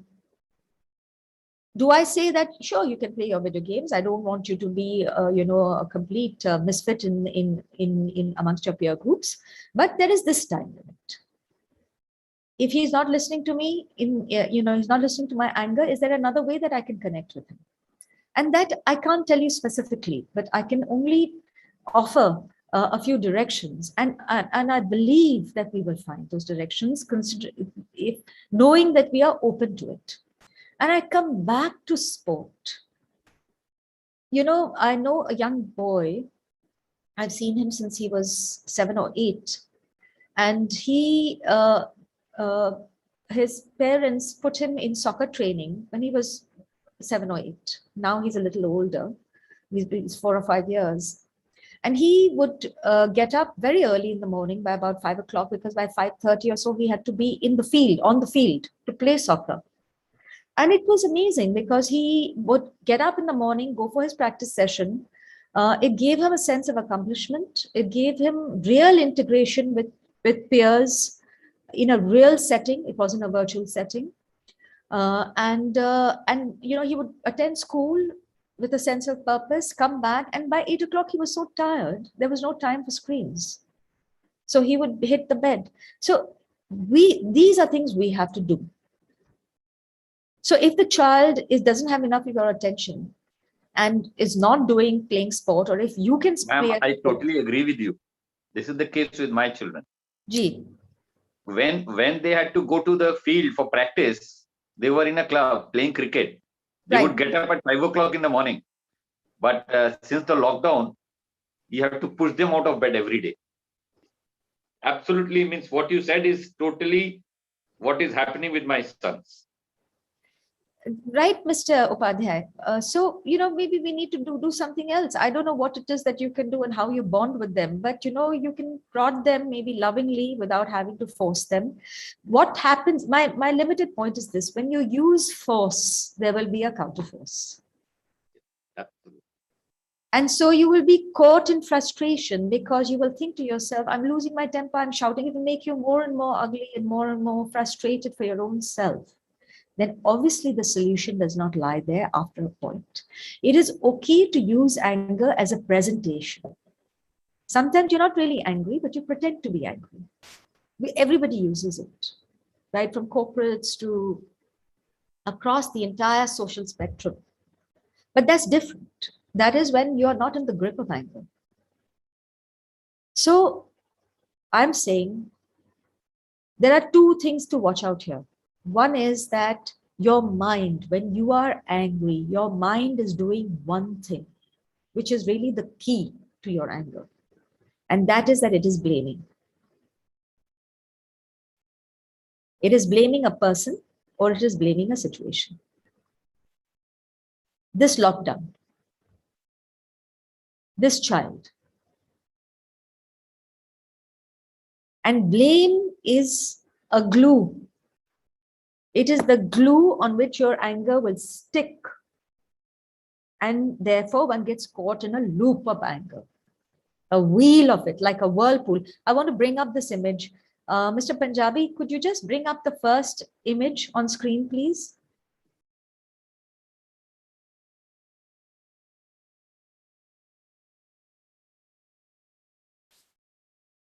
Mr. Punjabi? Shumona? Okay, I'd like you to visualize. Each of us has seen a whirlpool. A whirlpool is water going around a dark abyss in one plane. It just goes round and round and round with such force. You think there's a lot happening, but there's nothing happening. You're stuck in one plane, in one loop.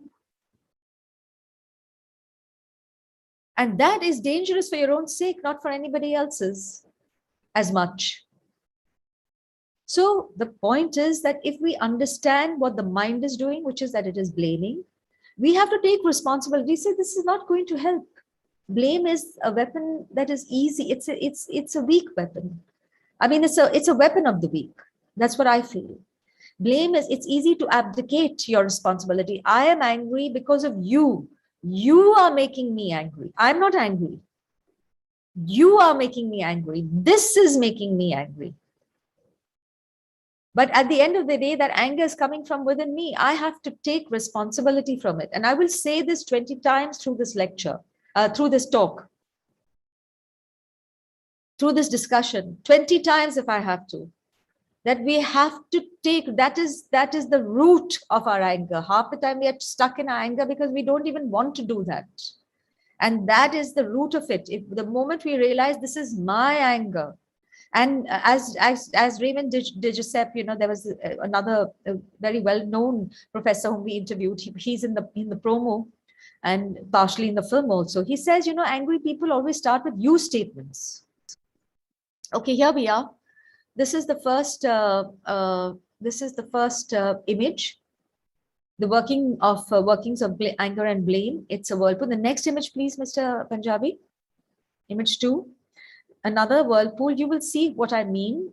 There's great force. There's great movement across the entire circumference and even beyond. But what is happening? You're stuck in one plane. And the next image, please. This is what is happening below the surface. This is what is happening below the surface. And this is the last one. When we are angry and you're blaming, this is what is happening. You know, it's a dragon. It's feeding on its own tail. It's eating. The more you blame, the more angry you are. The more angry you are, the more you blame. The more angry you are. Where does it stop? Where does it stop? It stops at us taking responsibility and say, I'll tell you where it stopped for me. I told myself, I am not going to blame. My mind has been through those loops over and over and over again. I am not going to blame. I'm blaming the same people in the same situations. And it's a Pandora's box. When you get angry and you begin to blame, you say, oh, you know, this happened. And then my dad did this and my teacher did that. And this didn't happen yesterday. And that didn't happen 5 years ago. And that person said this to me 25 years ago. I mean, you know, it's a Pandora's box. One wheel turns another. And before you know it, you're just overwhelmed with all this anger and blame coming from all the years you've lived. And then there has to be another way. I told myself, I remember thinking to myself, there has to be another way. And that way opened up for me when I said, I am not going to blame. And the moment I felt anger again and my mind was looking to blame this year, I said, I am not going to blame. And I have experienced it, that my anger had arisen looking to find something to blame. And because my mind is saying, I am not going to blame, I am not going to blame. And I have seen it dissolve into nothing because it had nothing to stick to.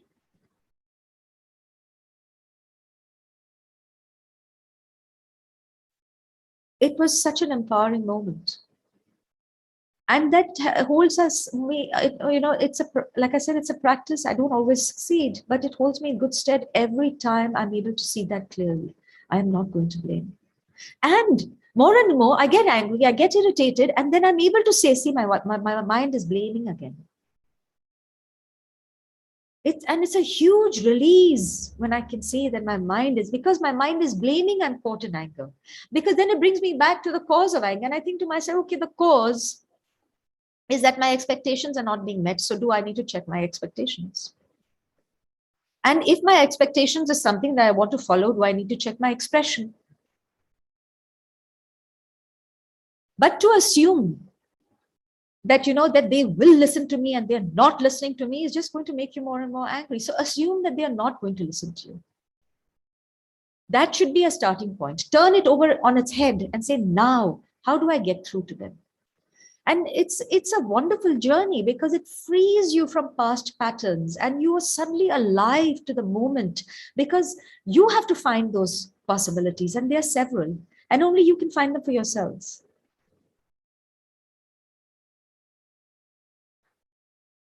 Any other specific question that I can address? Yes, ma'am. We would ask Shohili, ma'am, from the Salt Lake School for her question, please. Shohili Mukherjee, please.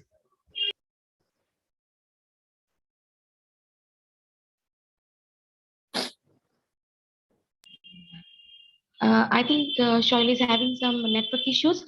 Her question was that in case of a permanent loss in life. Yes, ma'am. You're there, Shohili? Okay. Yes, yeah. ma'am. Thank Yes, you. ma'am. You can go ahead. Yeah. Yeah, thank you, ma'am. Good morning, ma'am. It's a really enriching session for all of us. Thank you so much. Ma'am, my question is, in case of permanent loss in life, like early death of any near ones or having a child with special needs, so how one can get the strength of walk further and how to hold the spirit for long life journey? So this is my question, ma'am. Yes, it's a beautiful question. Thank you. I think loss always makes us angry and dejected. Exactly, ma'am. But we have to think of ourselves as like water. It's not without reason that most traditional philosophies across the world have likened our lives to water, which is that we need to move on. Of course, it's very easy for me to say that, but it's helpful to think that if our lives are like a river, all our lives are actually, my life, your life, everybody's life is a river. And you will notice that when it starts off with this, trickle and this bounce, and it kind of jumps and lilts its way over these little stones to become, to gather momentum. And that's how we are when we are younger. And then it flows with greater momentum, perhaps becomes a waterfall and hits the plains. And to my mind, I like to think of that moment when it hits the plains as a time of responsibility. When, that lilt and that carefreeness is, that stage or that phase for now has been lived. I wouldn't say it's over, but it has been lived. And a new phase begins for the river, which is that it hits the plains, and now it's this phase of responsibility, and it begins to flow. And as it begins to flow, does the river at any point turn around and say, oh, you know, this is what has happened and this is what has happened? It can't revisit. It doesn't. It's not that it can't. It doesn't. It can only move on. And I personally take great inspiration from that, because there are moments, several moments, more moments than not actually, when one is stuck in one's mind in the past and in the future. The mind also is a pendulum. So you will notice if it goes into the past a certain amount of time, it will naturally swing into the future as well, which is one of the movements for for anxiety also. If you're anxious about something, or you're stuck in the past, your mind will be equally anxious in the future. So if you're stuck 4 years in the past, you know, your mind already wants to see 4 years ahead and be reassured in the present that my future is going to be fine, my future is going, and you're going to be anxious about it. You know, the mind is a pendulum. So when I think of myself as a river, I just for a moment try to gather myself for just at one instant in the current moment, and I tell myself, what do I need to do from here? Because the only way is ahead. And when I do that, to some extent, I loosen the hold of the past and I loosen the hold of the future on me, because I realize that the only real thing right now is this moment. And therefore, let me not overwhelm myself with everything that I need to do. But what is the next thing that I need to do?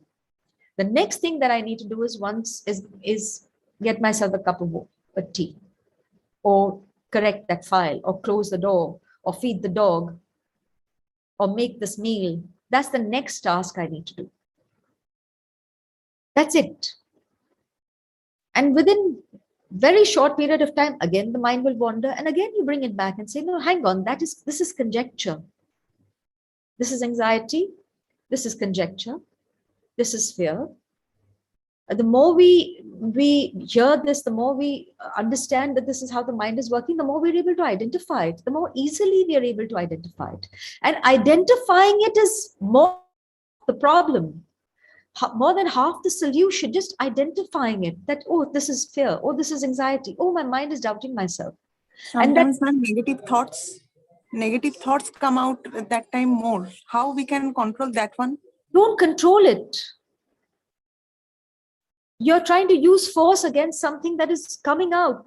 That's why I'm saying we're not talking about controlling anger. We're talking about processing anger. And to process something, you need to understand what are its components as much as possible. Of course, there will be some that will be very, very unique to each one of us. But I believe that, you know, behind everything that is unique, there is a very common layer. You know, another example that I give wherever I can is that if I ask you guys, what is your favorite drink? Somebody will say tea, someone will say coffee, somebody will say wine, someone will say buttermilk, someone will say, you know, lemon water. Someone will say, you know, whatever, sharbat. But if I ask every single person, what quenches your thirst when you're thirsty? What are you going to say? Water. So what does that mean?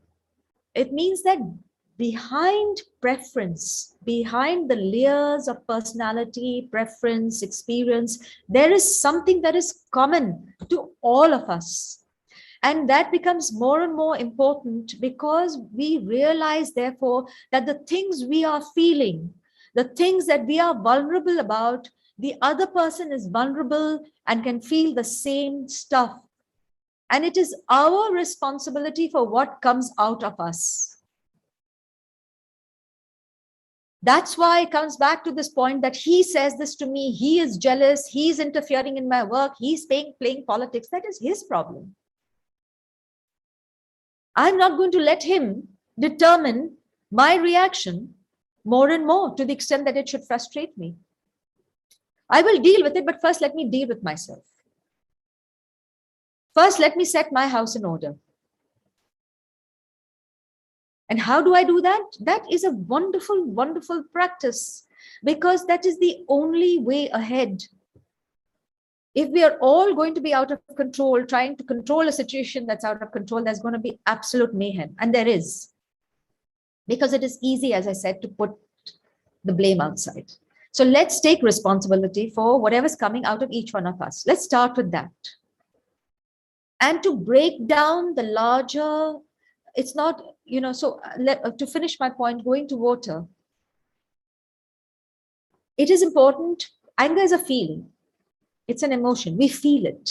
Therefore, to find ways to feel something that unblocks us, that makes us unstuck. So for instance, Shohili, I don't know whether you sing.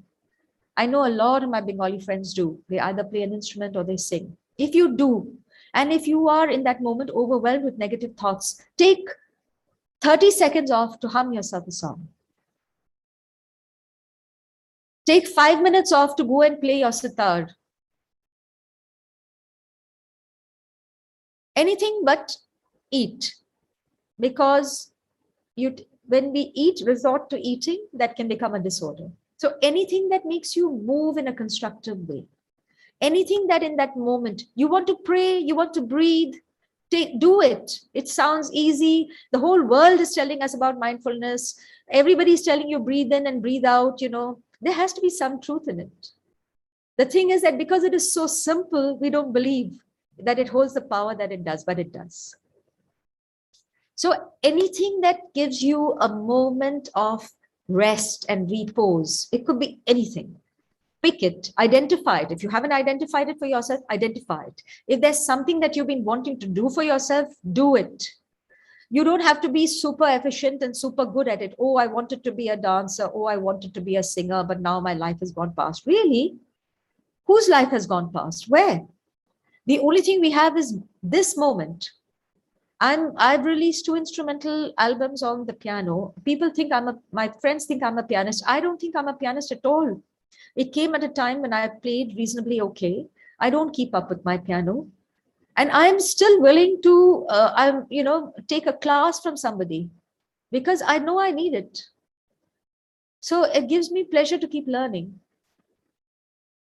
So that is something you have to identify for yourself and identify it and practice it the first, anytime you feel that negativity, because it's a momentous thing that will overwhelm you. And you can tell yourself, you can see it, that I am getting overwhelmed. And I want to say one last thing here, which I think will answer a lot of other questions also.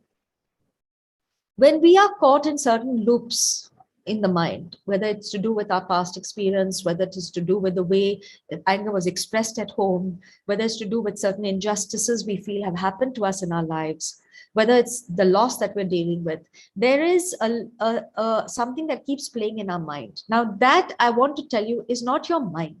First of all, it is not you. Oh, this is me. I'm feeling like this. No, it is not you. You are 5 layers. Okay, so then if it's not me, it's my mind. Actually, it's not your mind either. Your mind is very large, in traditional philosophies, like I said, across systems and traditions of philosophies. The mind is likened to this vast, open, expansive space. It's the sky. It's like an absolute clear sky.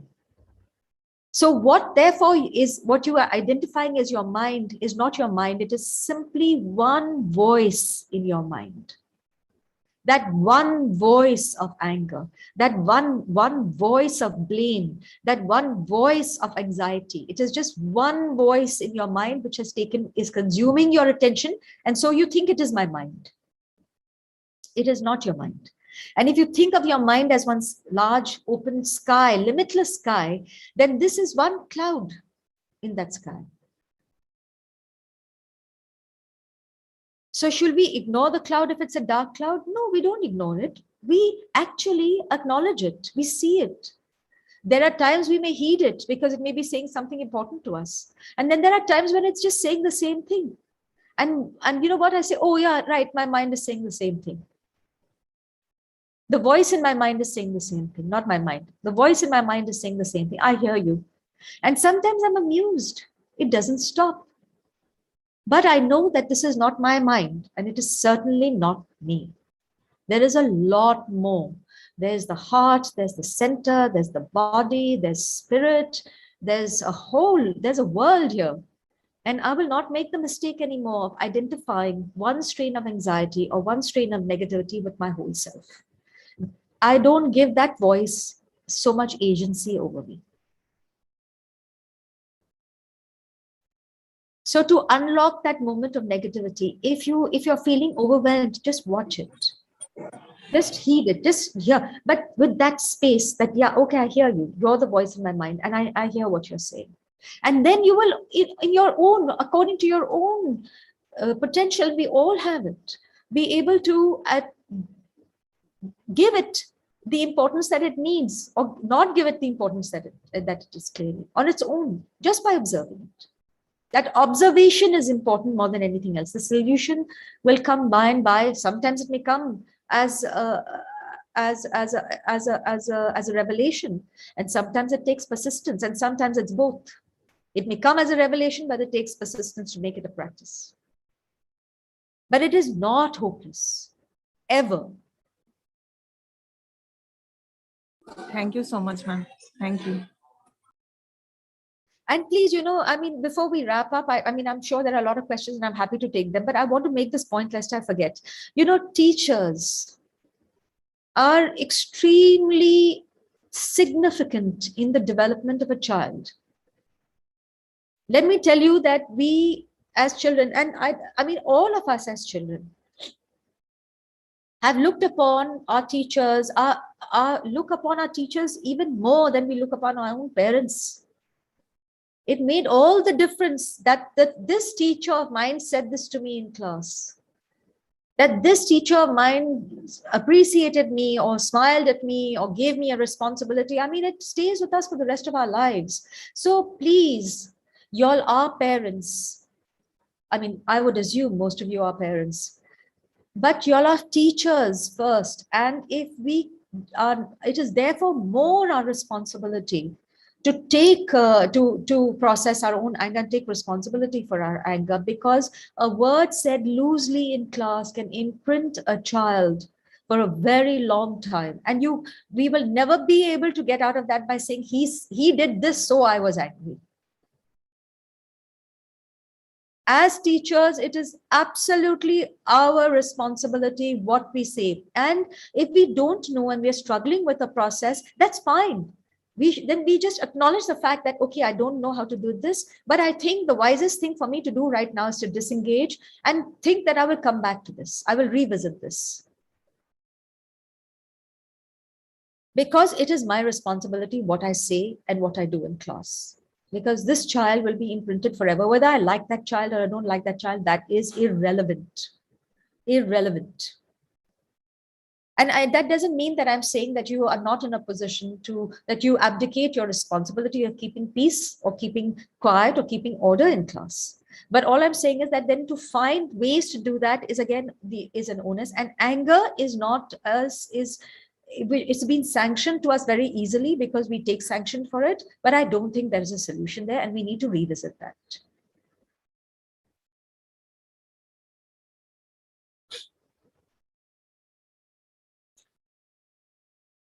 Any other questions?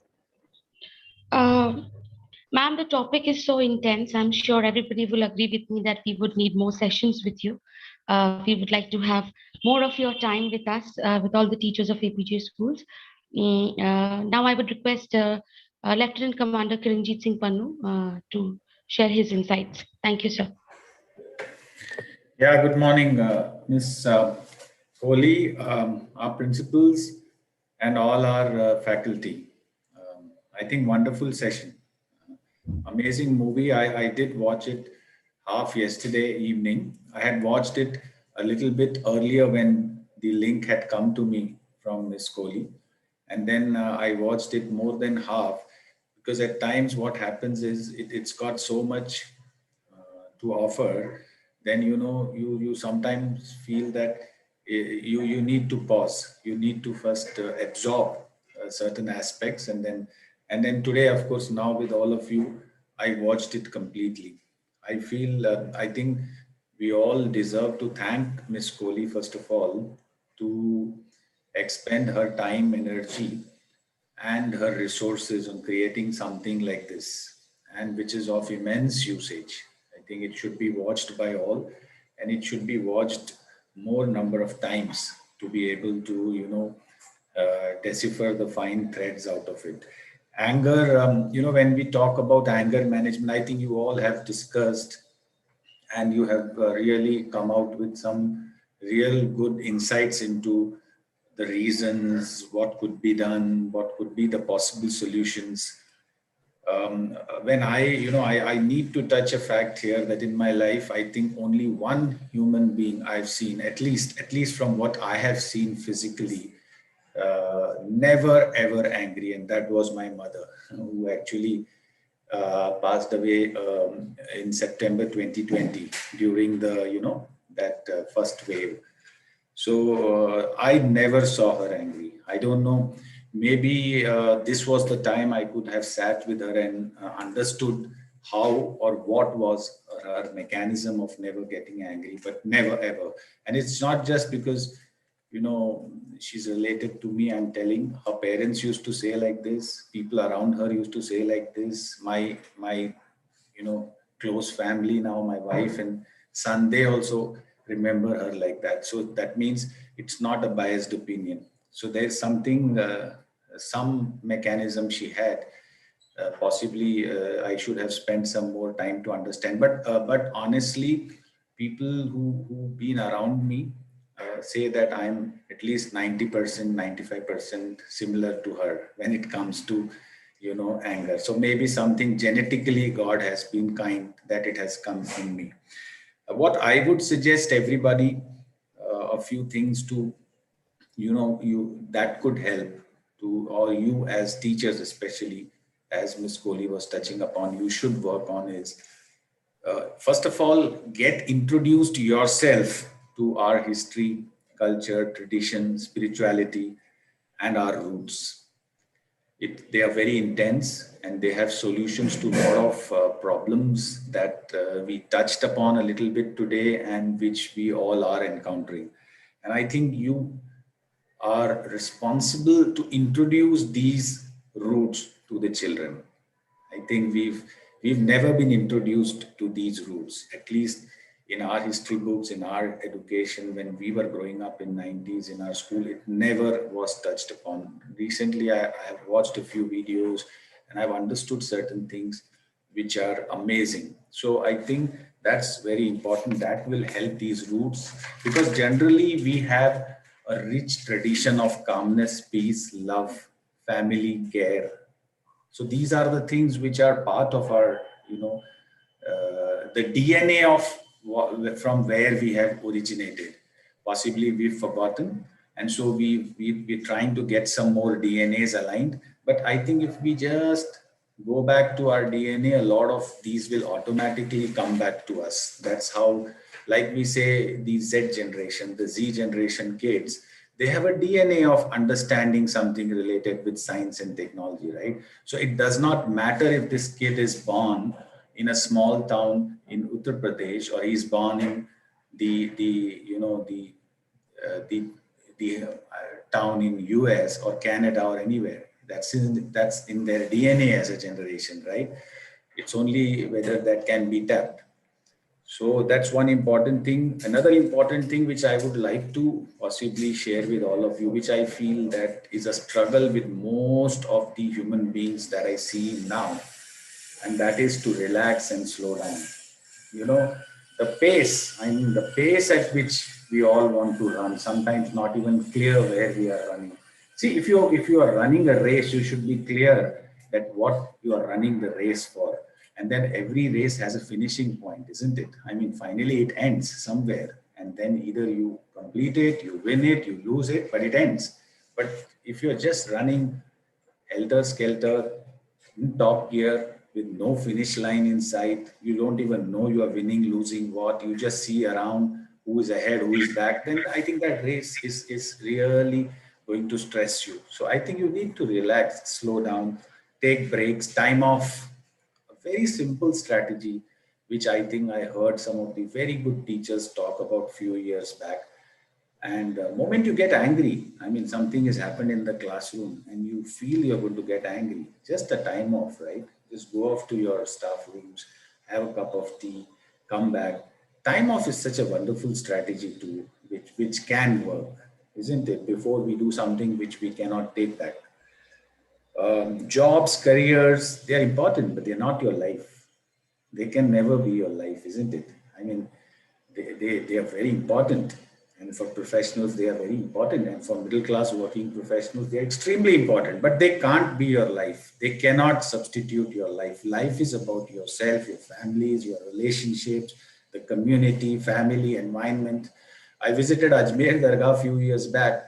I came across people who've never seen Ajmer Dargah in spite of being in Ajmer. Now, can you even imagine that?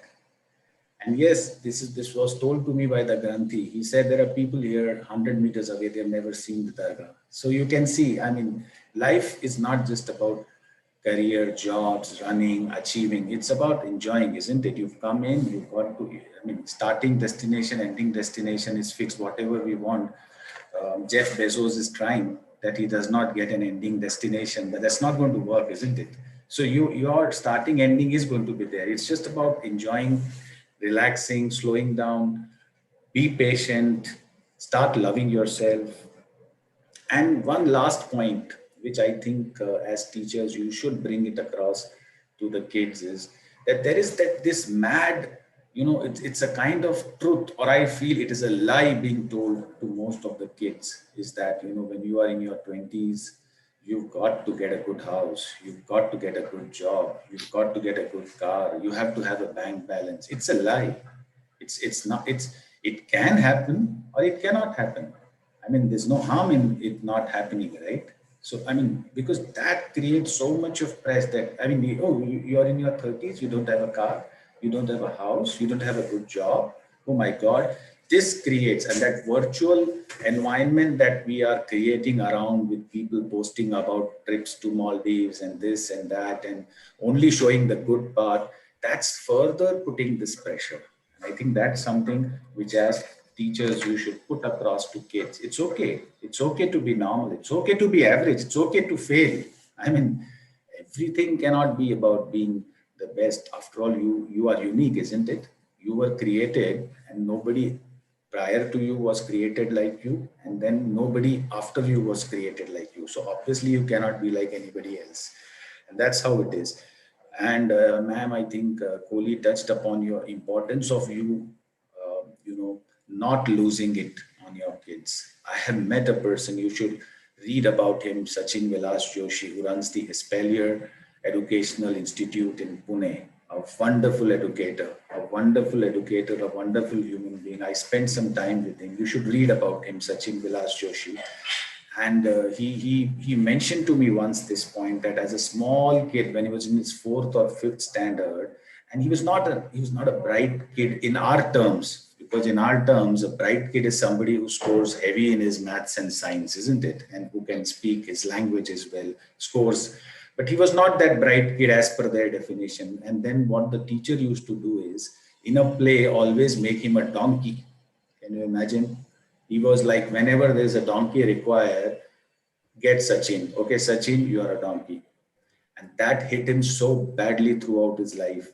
And it took him years and years and years to get out of it. Today he's got, I think, something like 12 degrees. He's a renowned educator in the world. He says that I just still am unable to prove to that teacher that I am not a donkey. So you can imagine how much it has impacted. He's now a person who impacts lives, but it is still in his mind. It still touches his, heart. And that is why he expresses it to he expressed it to me. So in spite of achieving so much, that point affects him why I was called a donkey. So you can see how much impact that can have on a kid. So I agree with Ma'am Kohli that as teachers, your words are extremely important. Your actions are extremely important in the way that, the kids will get shaped throughout their life.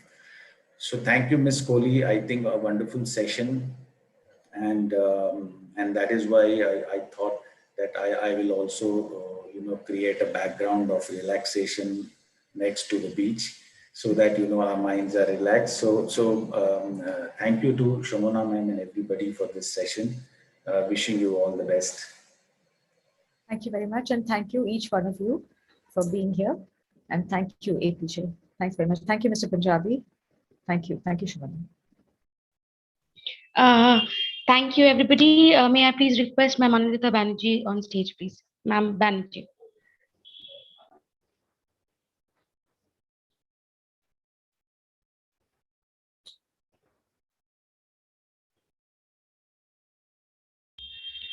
Requesting Ma'am Moushami Gupta, Principal. Hello. Apeejay School, Haldia. Good afternoon. Can you hear me? Good afternoon, ma'am. Yes. Hear you. Yes. Ma'am, please switch your video on, please. Yes, Ms. Banerjee, we can see you and hear you. Yes, ma'am. Good afternoon, all of you. Ma'am Kohli, is a very, very enriching session. Yes, what Sir has said, Press CEO Sir has said, I'm catching up from there, that yes, all rankers are not thinkers. So, that only we from there only we learn that we cannot fulfill everything, all our wishes. So if we understand this as a teacher, and if we can ask the students to understand the basic thing that yes, everything we cannot fulfill in our one life, but whatever we have we have achieved, that we have to know, that we have to understand, yes, we are now satisfied. So satisfaction will help us not to be angry. Thank you once again, ma'am. Thank you. Thank you. I want to leave, if I may, with these 3 lines by Arthur Ashe, who was a tennis player, which was told to me recently, and I find it quite profound. He said, start where you are. Use what you have and do what you can. Start where you are. Use what you have and do what you can. I think that's probably, all philosophies that tell us to be in the here and now, I think it kind of sums it up. So I wish you all the best. And I would reiterate that as Kiranjit also said, that to work on ourselves. And I do suggest that you keep a journal. If you're very angry, just take a paper and pen and write down what you're angry about, so that it gives you some perspective. And I wish all of you, my good wishes to all of you for your efforts in decoding anger. And I wish that for all of us, including myself. Thank you very much. Thank you, ma'am. Ma'am Moushami Gupta, please. Ma'am Gupta.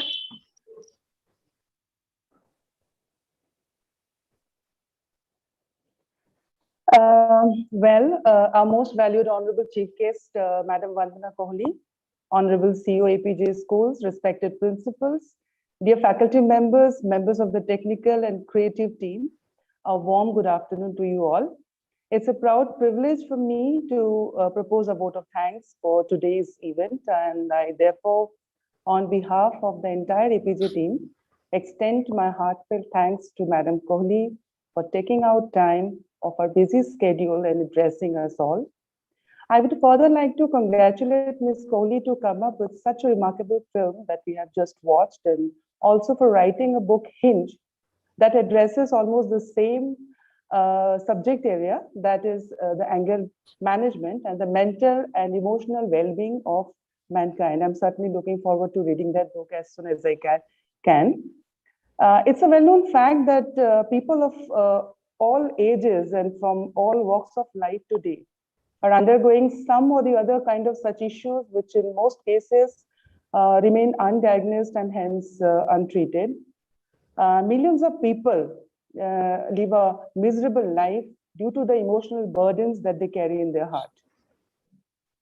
Also, if we look at today's time, where we all are at a juncture of living a life in the traditional way that we have lived for last, say, 20, 30, 40, 50 years, and with a completely digitalized life, there's hardly anyone who isn't suffering of a bit of, say, anger, restlessness, anxiety, depression, frustration, so on and so forth. Madam Kohli's work addresses all such delicate yet strong aspects of the emotional and psychological journey that we are going through, especially during the COVID times, or have been through in some point of our lives. Once again, thanking Ms. Kohli for documenting your insight on mental health, and in particular the anger management we teachers, we do need it for sure. I would also like to take this opportunity to thank my management, Madam Preeti Paul, Sir Karan Paul, Sir Kiranjit Singh Pannu, and all other board members who had the generosity to acknowledge the very need of addressing this issue of emotional well-being, especially in this time of difficulty. I may go on thanking you all and not be tired of it. Once again, wishing you all a very good day ahead. And thank you everyone for this intensely enriching session. And I guess with that, I'll call it a day and let us all rise for National Anthem. Thank you. Over to you, Punjabi sir.